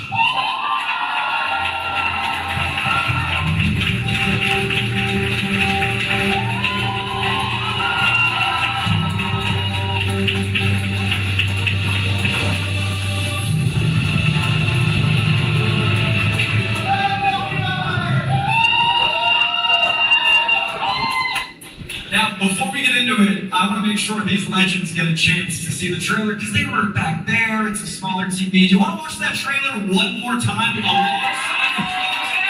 That trailer? Yeah, that's what I appreciate. I love that this story is so resonant and timeless, and it's a story we spoke at CinemaCon. It's a story that is so impactful. No matter how much of it you know and have grown up through, it echoes through so many stories. And this globally recognized legendary story of Brahma, Vishnu, and Shiva must be such a responsibility to tell right. So I'd love to know what that weight felt like and when you felt like it was now the time to tell them. So I think the weight of anything that has this sort of historic and emotional value is always very, very high. But I think as we were going through the process of putting it together, obviously Mitesh as a director and someone who's really studied and knows the subject matter incredibly well, I think really came to it with a lot of fundamental belief and reverence, which is critical because you cannot be doing justice to this level of belief system without people who actually also believe in it to a large extent. And so I think, I'd love for Mitesh to obviously add his side of it, but for me, just having that team from him to the whole development team, really thinking about each step of each aspect of what is it that's written and what is it that we have to make relevant for people to consume. Just making that bridge be as seamless as possible was a very critical piece, but so we're really happy to hear. Well, it was indeed very challenging. And one interesting thing which happened when I started working on Ramayana, that's ages back, was that initially, I was mostly aware of Valmiki's Ramayana and Tulsidas's Ramcharitmanas. But when I started working on Ramayana and did in-depth study, I was astonished to know that there are over 300 versions of Ramayana in India, and each one is as revered. So, given the sensibilities of all these Ramayans involved and beliefs, different part of the people, different part of the country, different people believe in different versions, we had to keep all those sensibilities in mind, and at the same time, we had to make it relevant and exciting for the rest of the world also. So that's why it took us a lot of time to develop the screenplay. And we had to take help from a lot of eminent scholars also, because you have to keep the sanctity of Ramayana intact. So there were a lot of do's and don'ts. So we would take certain things, we would take it to them, and we'll ask them, can we do this? Can we do this? And we should be told, okay, this you can do, this you can qualify, this definitely can't do. So that's how we went about developing it, and the result is going to be there for you guys to see. We kept the sanctity intact, but yet made it relevant and exciting for the rest of the world. I'm so excited. This performance has to be be so grounded, but with such spectrum. You have to bring such truth. And I know for each of you, you mentioned how you want the emotional resonance to be just as important as the spectacle people witnessing. What was it like finding the small truths amongst the big spectacle, to play such big characters in something of this scale, and to find truth? Hi guys. I was just backstage here, we were discussing that you asked me, do you ever believe that something like this would ever happen? And it's such a matter of pride for us, for our country to be sitting in front of all you guys at Comic-Con, presenting our culture, our foundation to you guys. So, thank you, Jay Shindal. To answer your question, I think it all comes down to belief. I think all the people involved in the cast and they all had good intentions to approach everything on this film with a lot of belief, a lot of truthfulness, a lot of good intentions, a lot of hard work. And I think that's the result of the course of it. So I think it just comes down to belief. You feel it? Sir?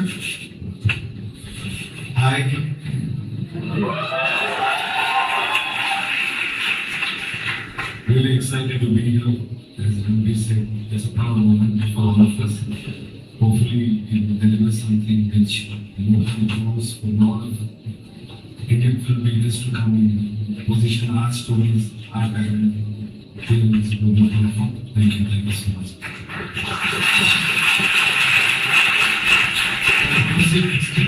Finding small truths and spectacle, and finding that heart when everything is so large, and the enormity of this importance, but also finding the truth after the performance. I think that's the most important aspect of this film, because with technology, with scale, we can build anything to it. But the point is, what audience will resonate with is those moments, those small, nuanced things which they can relate to. If it doesn't move you, then any of the visual spectacle or technology will not really hold it. It's not good enough for audience to be believing in the subject or whatever you're trying to say. I think those are the things which we are really focused on. Ramayana is about humanity. The story is about simple things, what every human has a lot of conflicts in day-to-day life, because we have good things and bad things within us. What you subscribe to is important. When you see the story, that's what the story is, and that's why I think it's survived for so many years, thousands of years, and even today it's relevant. I think people will witness it and understand why the story has survived for so many years, thousands of years. Realized after nearly a decade, okay, I have this feeling that this is in my grasp to put out there for the world. Was there a certain conversation at any moment in that research that felt like the epiphany? As a filmmaker, you go through many such moments where you start feeling like you are getting it in your grasp. I'll tell you a very interesting part of my journey on Ramayana.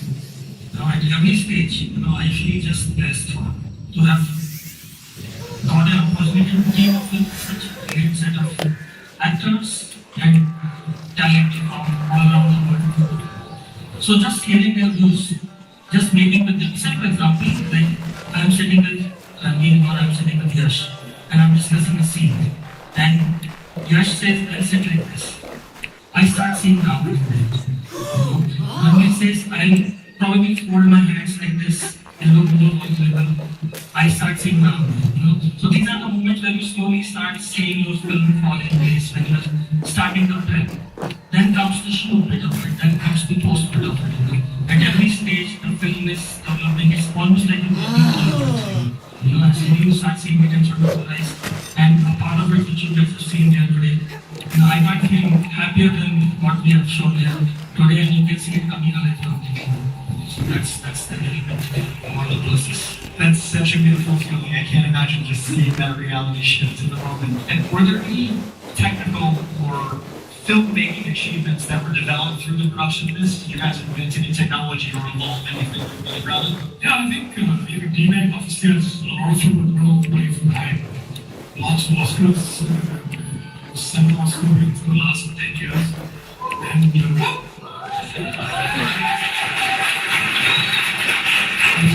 best visual effects. Even some our work is not meant to be seen, and there are no visual effects.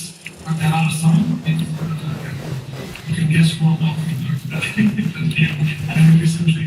So obviously, we've developed a pretty broad palette of the kind of work that we do for the last 20, 25 years. But then you bring in universe like the Ramayana, and you realize that there's so much more to what this one epic has than what we've done. And that includes us having really new tools, technologies, pipelines, and all sorts of interaction with different elements. That is unique in this particular film, and it becomes something that the event needs to be. And that basically means that we can confidently say this is the hardest project that we have done. It's a done history of 25 years.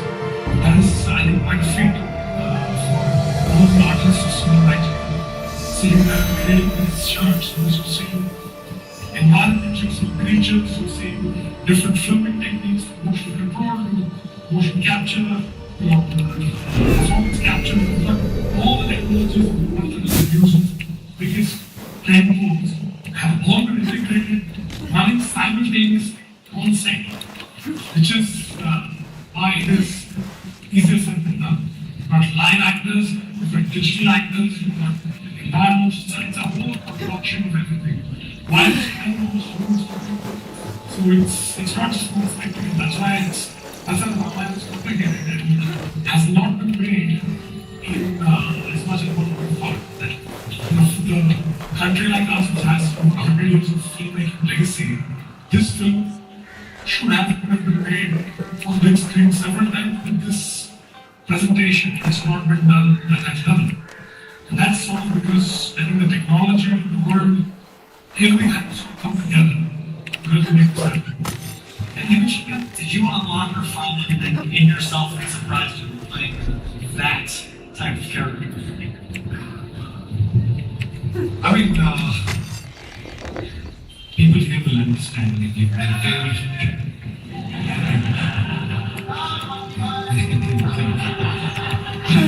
Everybody will understand because their favorite superheroes or the characters which they've seen in the past or the movies have been made about them. If it is not presented in a manner which they would have imagined, I think they would be disappointed. That's a very common thing. But imagine a story on these characters which have been celebrated through ages, generations, and then you try to make a movie and try to portray that character. It's a lot of pressure, but I think the best way to deal with this kind of thing is be genuine and be a fan of those characters and those stories. I've approached it with simple approach. I was watching that movie. How would I want to see this character? It had to be brutally honest portrayal of the character, keeping all my whatever work I've done in the past or whatever my belief systems are. But the point here is it's very, very intriguing character and it's got so much of layers. The best characters which we remember, which we carry for a long time are the ones who believe in what they do. Even though if it is wrong, eventually the world will call it wrong or it's bad. But that particular character will never accept that it's wrong. So Ravana is one such character where he completely believes in what he's trying to do, is extremely powerful. How do I put it? It's like the OG villain. You can see, if you see all the villains in the world, I'm sure you guys have witnessed a lot of characters who are called villains or whatever it is, they all have villain system. But when you're watching this character or this story, I'm sure you will see like, okay, this I'm seeing in some movie, but this, I think, this is the essence of that mythology. So it's like, I think this is traveled for a very long time, so when you see this, it is familiar, but yet refreshing. The main aspect of it is, the world, after all these exposures, instead of we all coming together, in today's time, we have a lot of differences, we try to identify the differences. But what this story tells you, it's about larger good, it's about humanity. In spite of all the differences, in spite of all different cultures we have, how do we come together? Because by the end of the day, all of us are humans and our emotions are same. How do we bring the world together with the story of this film? very, very important at this point in time. All of us are in that situation where different cultures should respect each other, different cultures should exchange their value system, we should learn from each other, and we should learn to accept the differences and really express our originality also. I think that's where I'm at.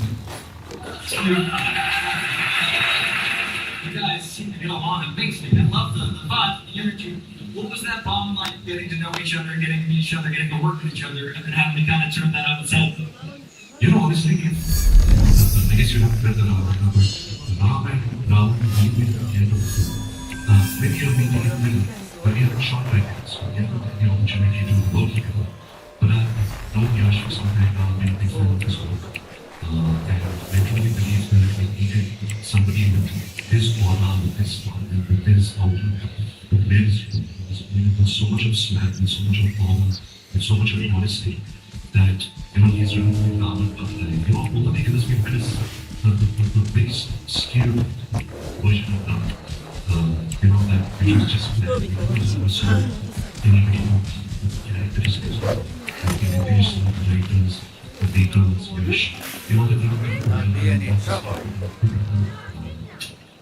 complex, and that's really useful to see.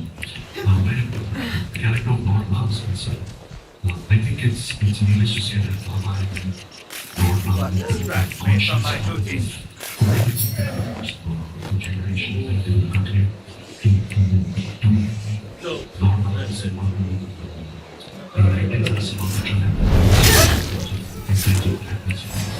He sometimes stands for compassion, goodness, righteousness, goodness. He's known as the other person, which means an ideal man, the perfect son, the perfect husband, the perfect teacher, the perfect student, the perfect mother. I work with him perfect different from my first initial relation was absolutely not. I told his greatest part, I don't even know enough of this. But I'm very soon knowing the intentions of the peoples. I realized that eventually that fear turns into gratitude because it's an opportunity for life. It's an opportunity for me to be in this phase in my life when I can change for the better. I also became a father.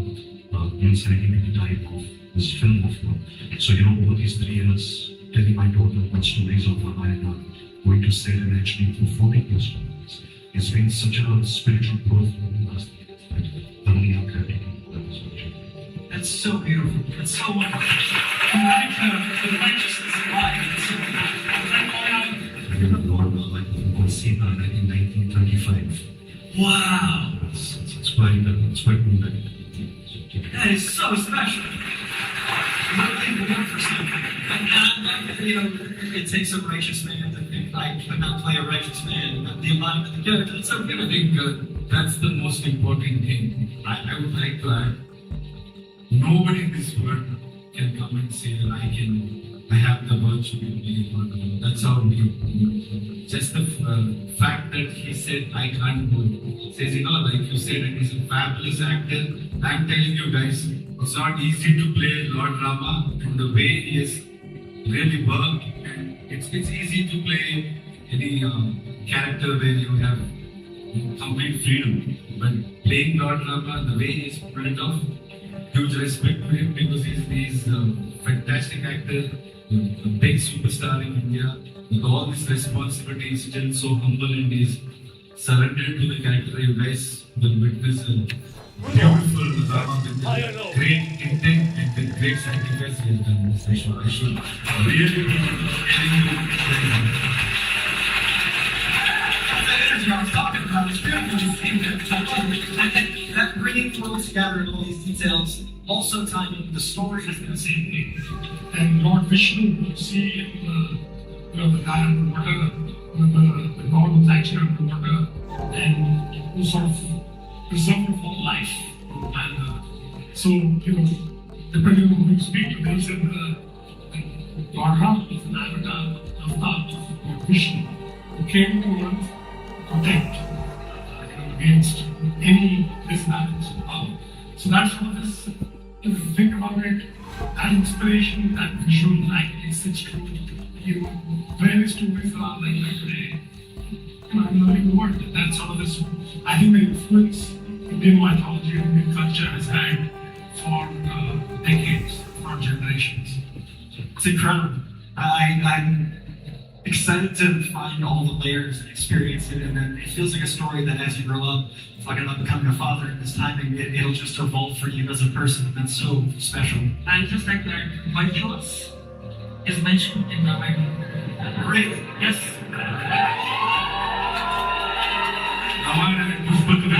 I'll just tell you one small incident which happens,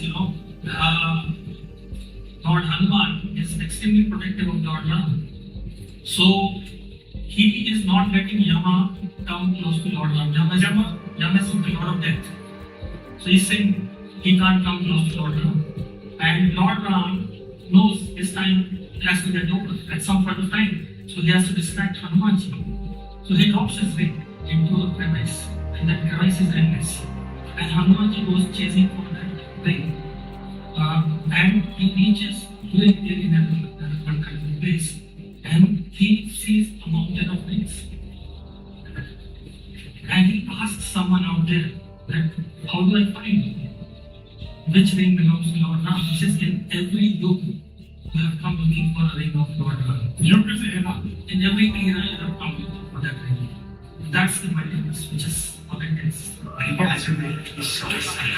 Every week of this, I'm so excited for this experience. And we started talking about the first flying machine that Jesh was talking about. Ravana has a flying machine which is Pushpaka Vimana, which you saw in the trailer. That's envisioned then, back then, where we didn't even have to concept. So it's already. We are not acting. It's there. That's incredible. We've talked about the global impact, the global scale, and the global creators, and I think two incredible examples are Hans Zimmer and A.R. Rahman. That is East West, so special. And we actually, just for you guys, so again, cameras down if you don't mind, we have an exclusive clip. We have Shaktiman here also, one of a very big character from India.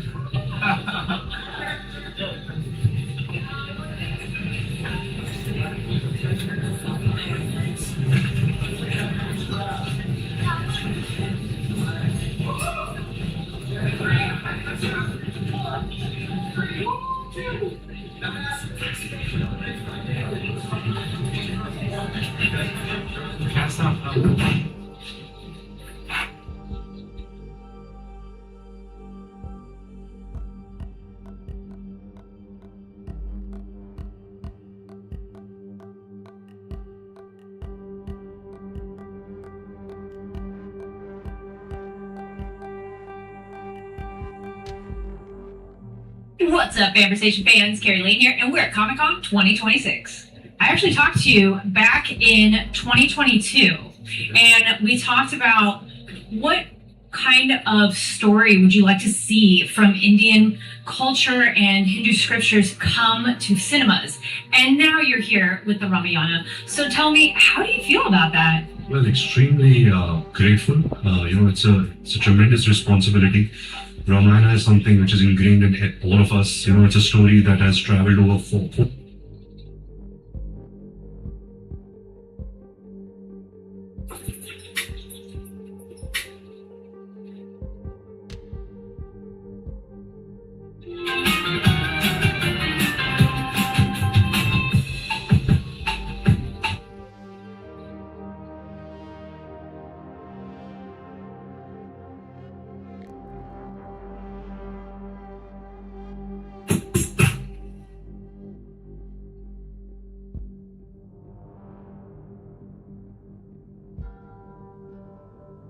Today, guys.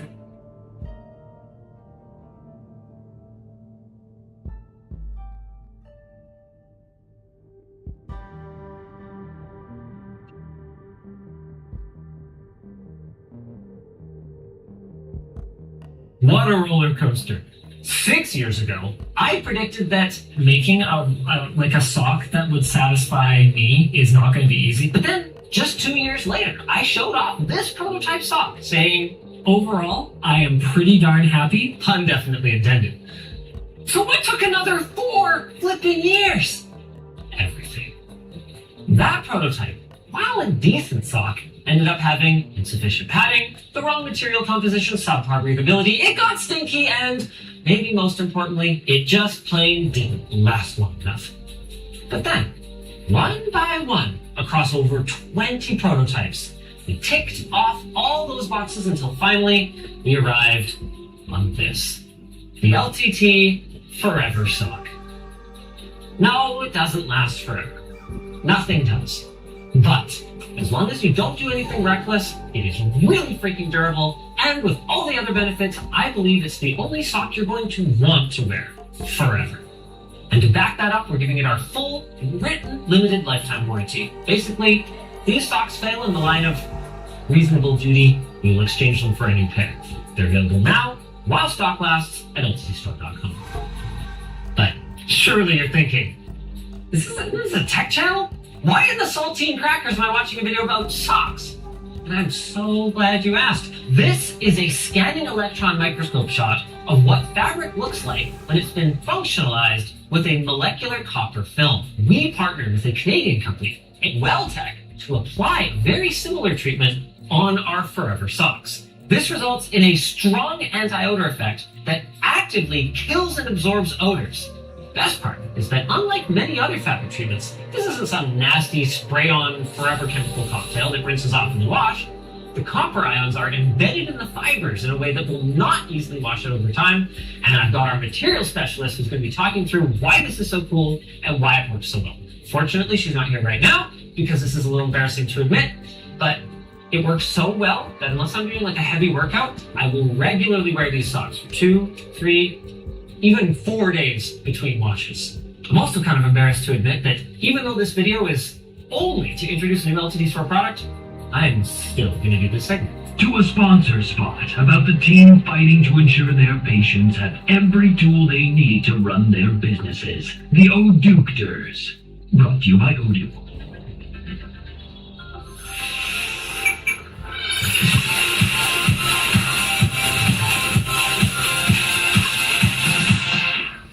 Linus, my heart swells with joy for you, and I shall allow you to continue. However, I must ask what everyone's thinking. These are $30, bro! Have you gone mad? Okay, it's a fair question, but no. All I wanted to do was make good socks, but just like what happened with Valve and the pricing of the Steam Machine, in the time between us starting development of these things and actually placing an order for mass production, I don't know if you noticed, but kind of hit the fan. As for why I felt the need to create a premium sock in the first place, well, at first I didn't. Like any basic boy, I was perfectly happy with my Champion 6-packs from Costco. They were thick, satisfying to wear, and then every couple of years, I'd grab a new pack to replace the ones that had holes in them. I wasn't even a huge sock snob. But then something happened. Like seemingly everything else these days, my socks got inch-bitified, courtesy of skipflation. To be clear, they still have the same number of socks in the package, but it was like there was a little pope living in my closet, blessing all of my new packs of them. That is to say, making them holy. But then meanwhile, my older packs were still holding up pretty well. Now, to their credit, I don't think Costco ever significantly raised their prices on my socks. God bless the $1.50 hot dog and $4.99 inches for chicken. But suddenly, these durability issues had me spending like 2-3 times as much on my socks. And, maybe more importantly, constantly going through the hassle of replacing them. Well then, thought I, if I'm going to be spending the extra money anyway, I might as well have nicer socks that last longer. Which is what led me to Darn Tough. Their Merino wool blend foot cushions completely changed my world. Everything about them was better, from their moisture wicking, to their super satisfying padding, to the moderate grippiness that kind of kept my feet from slipping around during quick movements. And the best part? I stopped spending so much on socks. I mean, it's a classic case of Sam Vine's boot theory's socioeconomic unfairness. Because I could afford better boots, or in this case socks, up front, my overall spending on boots became less compared to those who couldn't afford the upfront cost of better quality boots. Again, socks. So once again, I was happy. And I gotta be honest with you, I was pretty sure that our team would never find a way to create something that would make me switch. Then, I saw a sample that got me pretty excited. One with copper infusion. And as usual, it was explained to me by our resident material girl, Tatiana, and I'm gonna let her tell you about it. Hello, my name is Kathleen Devich. I'm the raw material product developer here at Creator Warehouse. I help to manage product from development to bring to market. Copper is great. Essentially has been used for antibacterial and antiseptic for thousands of years. It's essentially binding copper to fibers at a molecular level to create a functionalized fabric. It inhibits odor-causing bacteria. You still have to wash the socks. However, it will allow you to prolong the freshness during use. Chima is a third-party lab that we use in China. Wash samples. Once we specify the care instructions, we wash it for 3 to 5 times in order to ensure that we don't see any fuzzing, that we don't see any loose threads, as well as the dimensional stability. So we measure it before and after wash, and then we calculate the percentages to ensure that it stays within plus or minus 3%, because that is the standard that I set. Next is abrasion. So Martindale abrasion, essentially it is just rubbing for a specified amount of times. We tested for both 20 and 30,000 reps. You'll see that there's a lot of loose fibers. That's something that we test because they're slipping on and off into the shoe. You want to make sure that you don't have a lot of snags or pilling that occurs while you're wearing it. These ones are color fastness. Color fastness is up against color transfer, either against another color or something that's white, or against different washing, perspiration, and laundry instructions. So what's funny is that we literally have the chemical formula to make a standard sweat, because sweat is all different, but it's funny that you can go into a lab and actually make a standard solution to test against sweat to see if it bleeds or has any color transfer. And lastly is the color fastness to crocking, which is essentially up against a white piece of cotton, and you can see both dry and wet, and again, we just evaluate it on a grayscale.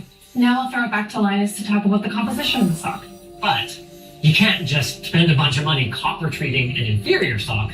So now we had to figure out what to put it on. We looked at a handful of different fiber compositions, some higher in merino wool and others more blended, before eventually settling on sample SXG-015-11-V2 at 33% polyester, 30% merino wool, 18% nylon, 13% acrylic, and 6% spandex. This actually surprised me. I was expecting one of the other yarns with a much higher merino content to outperform this, because more premium material, more better, right? But as it turns out, natural fibers do come with some trade-offs. And we found that the other finalist sample that had 60% merino wool, it did not meaningfully outperform our 30% sample on desirable traits like all-day comfort, breathability, and wicking, but fell behind when it came to pilling and fluffing, especially after heavy wear and washing. Both samples used the same construction that has made its way to the final product though, and that's looser loops on the top to help with thermal regulation, and then denser loops all the way from the Achilles to the toe box to provide a soft cushion. This is great for when you're wearing a shoe with a slightly higher back so you don't get chafing on the back of your Achilles, and we actually had some of our wear testers point out that while they normally wear slippers indoors, because of the cushioning on the bottom, they didn't feel like they needed them anymore. And for me personally, I find that with our final material composition, I don't feel the need to wear different socks for different seasons anymore. Your mileage may vary a little bit if you live in a more extreme environment. Hi, Europe. But for my day-to-day, everything from snowboarding to wearing with my sandals or with my vesties in the summer, these things are freaking awesome. Oh, and they're also perfect for court sports. As an avid badminton player, I find I actually wear through shoes more often than I wear through my socks these days. Just to give you an idea of what I'm talking about. Content warning. You're about to see a shoe that's been through some stuff. We do also continue to rely on anecdotal accounts from wear testers like me and other very demanding folks internally, but we do third-party testing now as well, and this Wongo combo has become especially potent over the last couple of years, with Creator Warehouse just churning out some intensely good apparel that's like, once you know, you know. This ain't merch. Since we're on the subject of quantitative testing, we also threw the lab with the copper infusion stuff. The assessment was conducted using AHECC TM100 2019 to test its efficacy before and after 5 washes, and it passed our test requirements. I guess that's something that we're just gonna have to solve. like one product category at a time as we continue to build Creator Warehouse. Consider this my gift to your neighbor at the next whale end that you attend. You're welcome. And consider this segue to our sponsor. Patient came in this morning exhibiting symptoms of being stretched too thin. We're stumped on this one, Dr. Odu. Interesting. Did the paramedics get a look at his laptop screen? Yes, he had dozens of tabs open, but what does that have to... Just as I feared. Every aspect of his business spread out like gherkins on a charcuterie board. So, what do? We need to get him 50 cc's of Odu stat. And check his vitals. Heart rate, blood pressure, right? No! Project management, CRM, sales, and payment. Everything he needs to run his business, we need to get it all on one easy-to-use platform. Now. His condition, is it contagious? Not if you click the link in the description for a free 15-day trial. Doctor, what if he only needs a single app? A single app is free. If you guys enjoyed this video, why not check out the launch for our TrueSpec cables? It's also full of a lot more tech learnables than you might think for a cable video.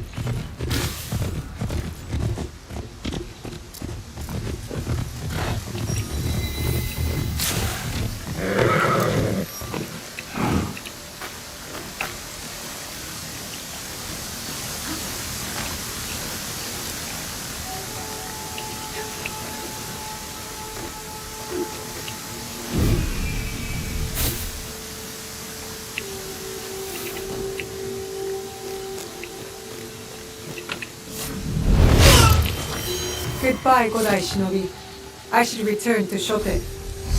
Godai of Earth. That is not how you serve the people.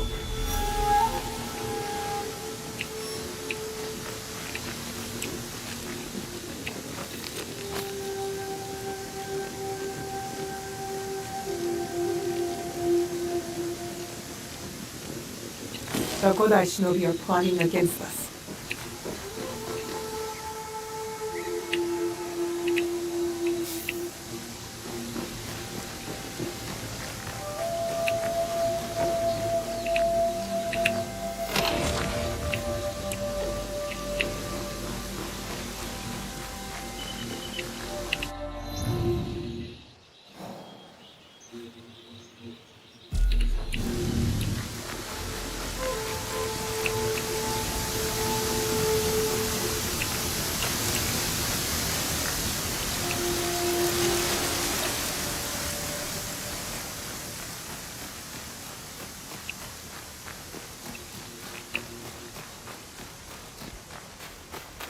Do you remember the shinobi who was exiled?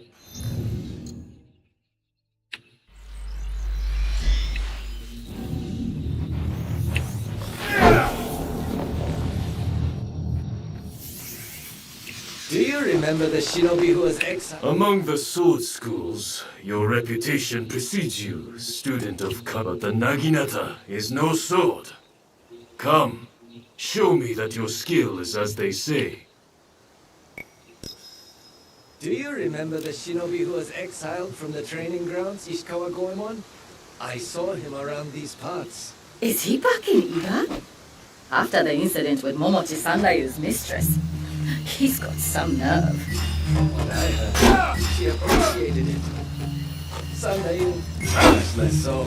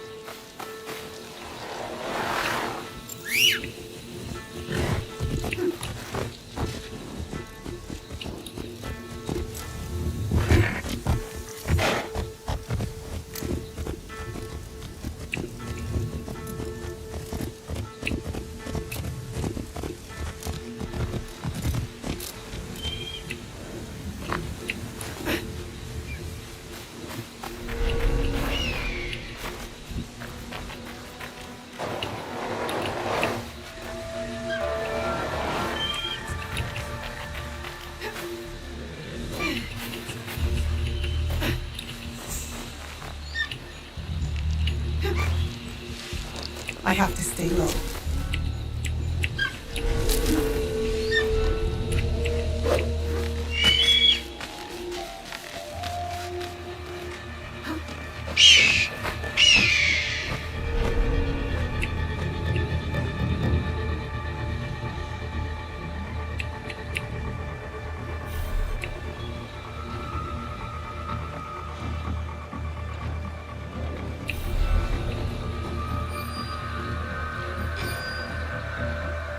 I'm done here.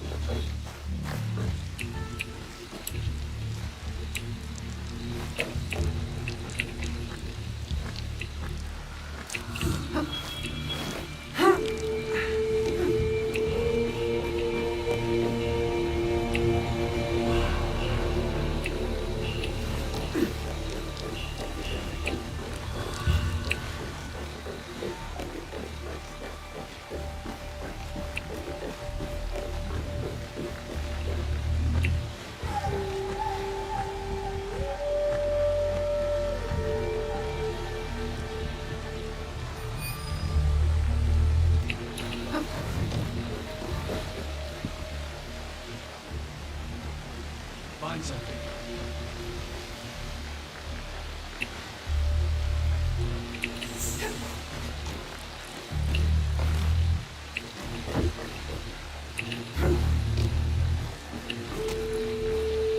Wake up! I don't know what happened.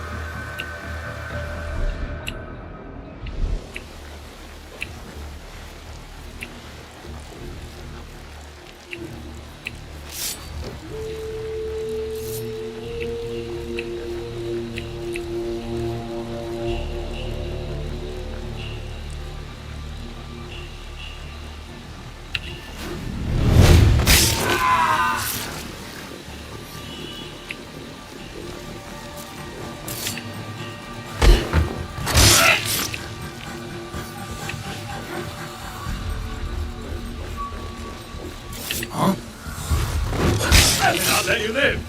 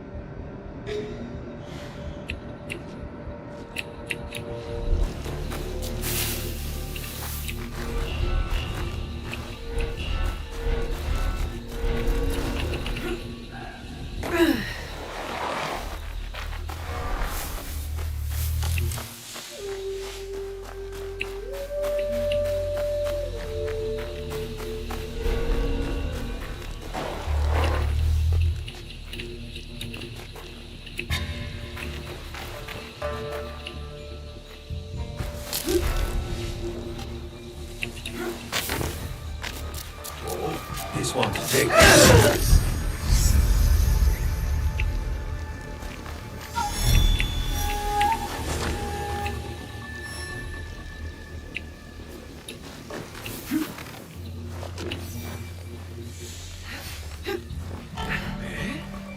Could it be an enemy?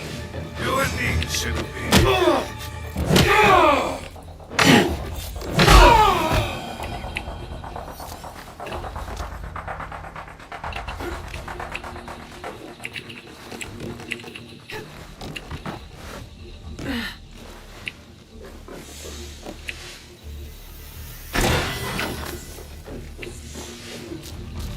Let's see.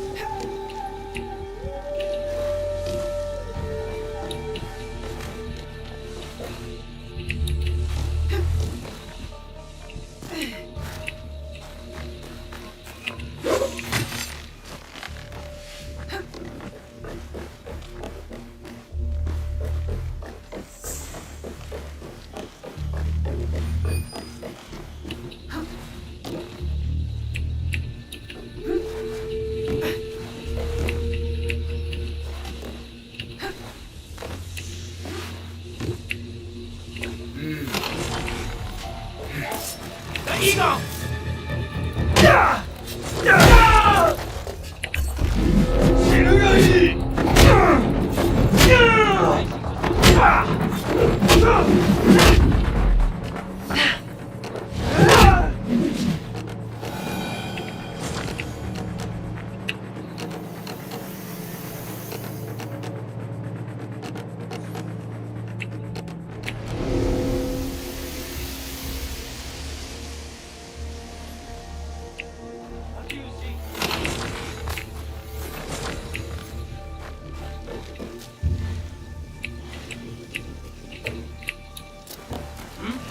What's that over there?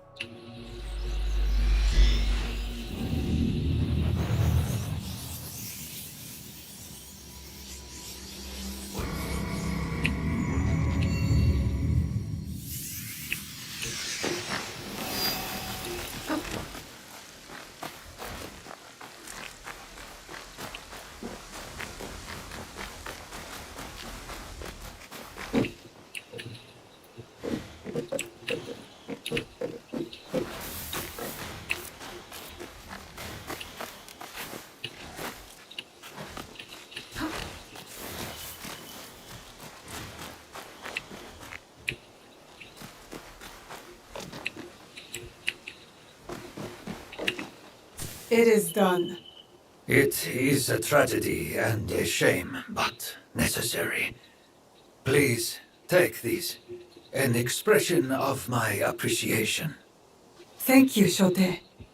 With my students dead and my clan scattered, Lord Hideyoshi has invited me to his council of elders. I will share my wisdom with the new generation of leaders. An honorable role for you. May the light of Amaterasu...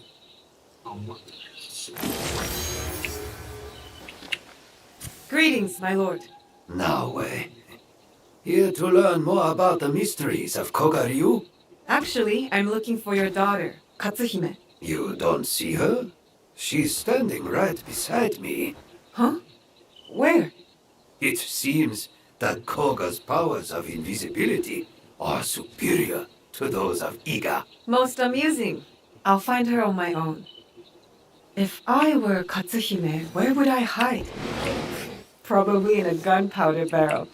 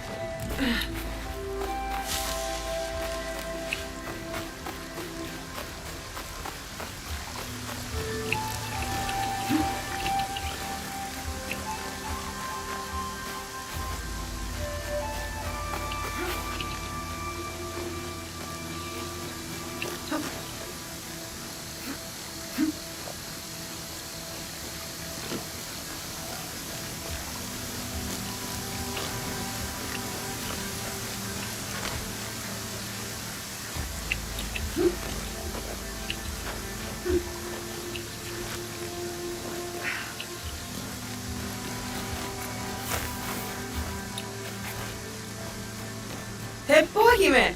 There you are! Impressive view. It is. This place. Your mother? My mentor, Ah, Sugitani Zenjubo. He taught me the teppo. I shouldn't have intruded. I'll come back. No. It is fine. It's just... What? I need sake for her grave offering. My father drank it all. He did seem different. But don't worry. I'll find some.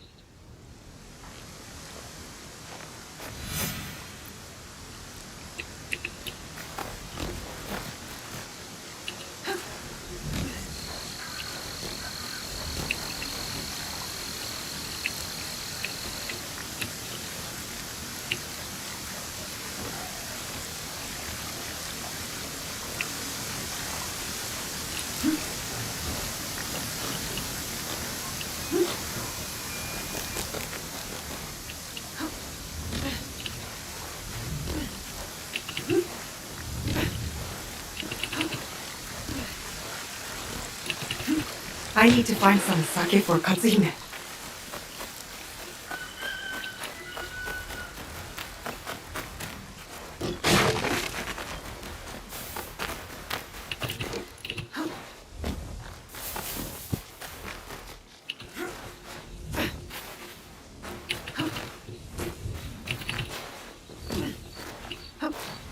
An underground storage chamber. There could be some sake here.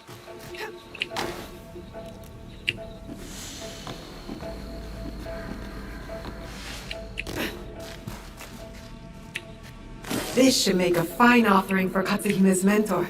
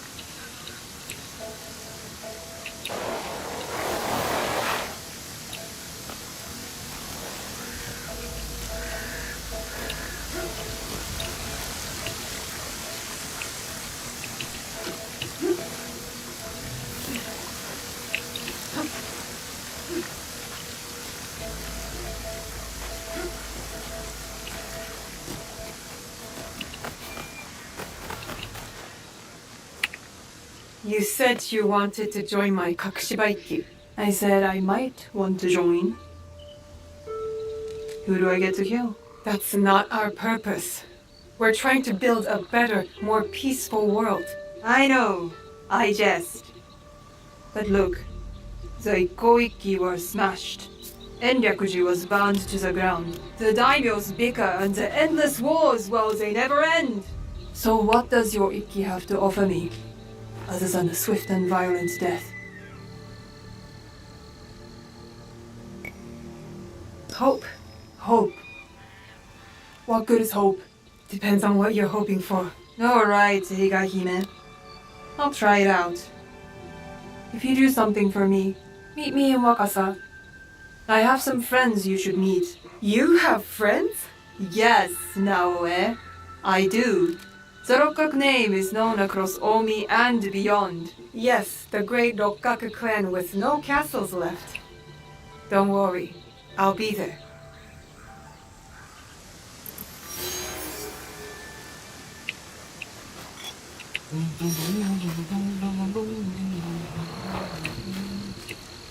Gimme.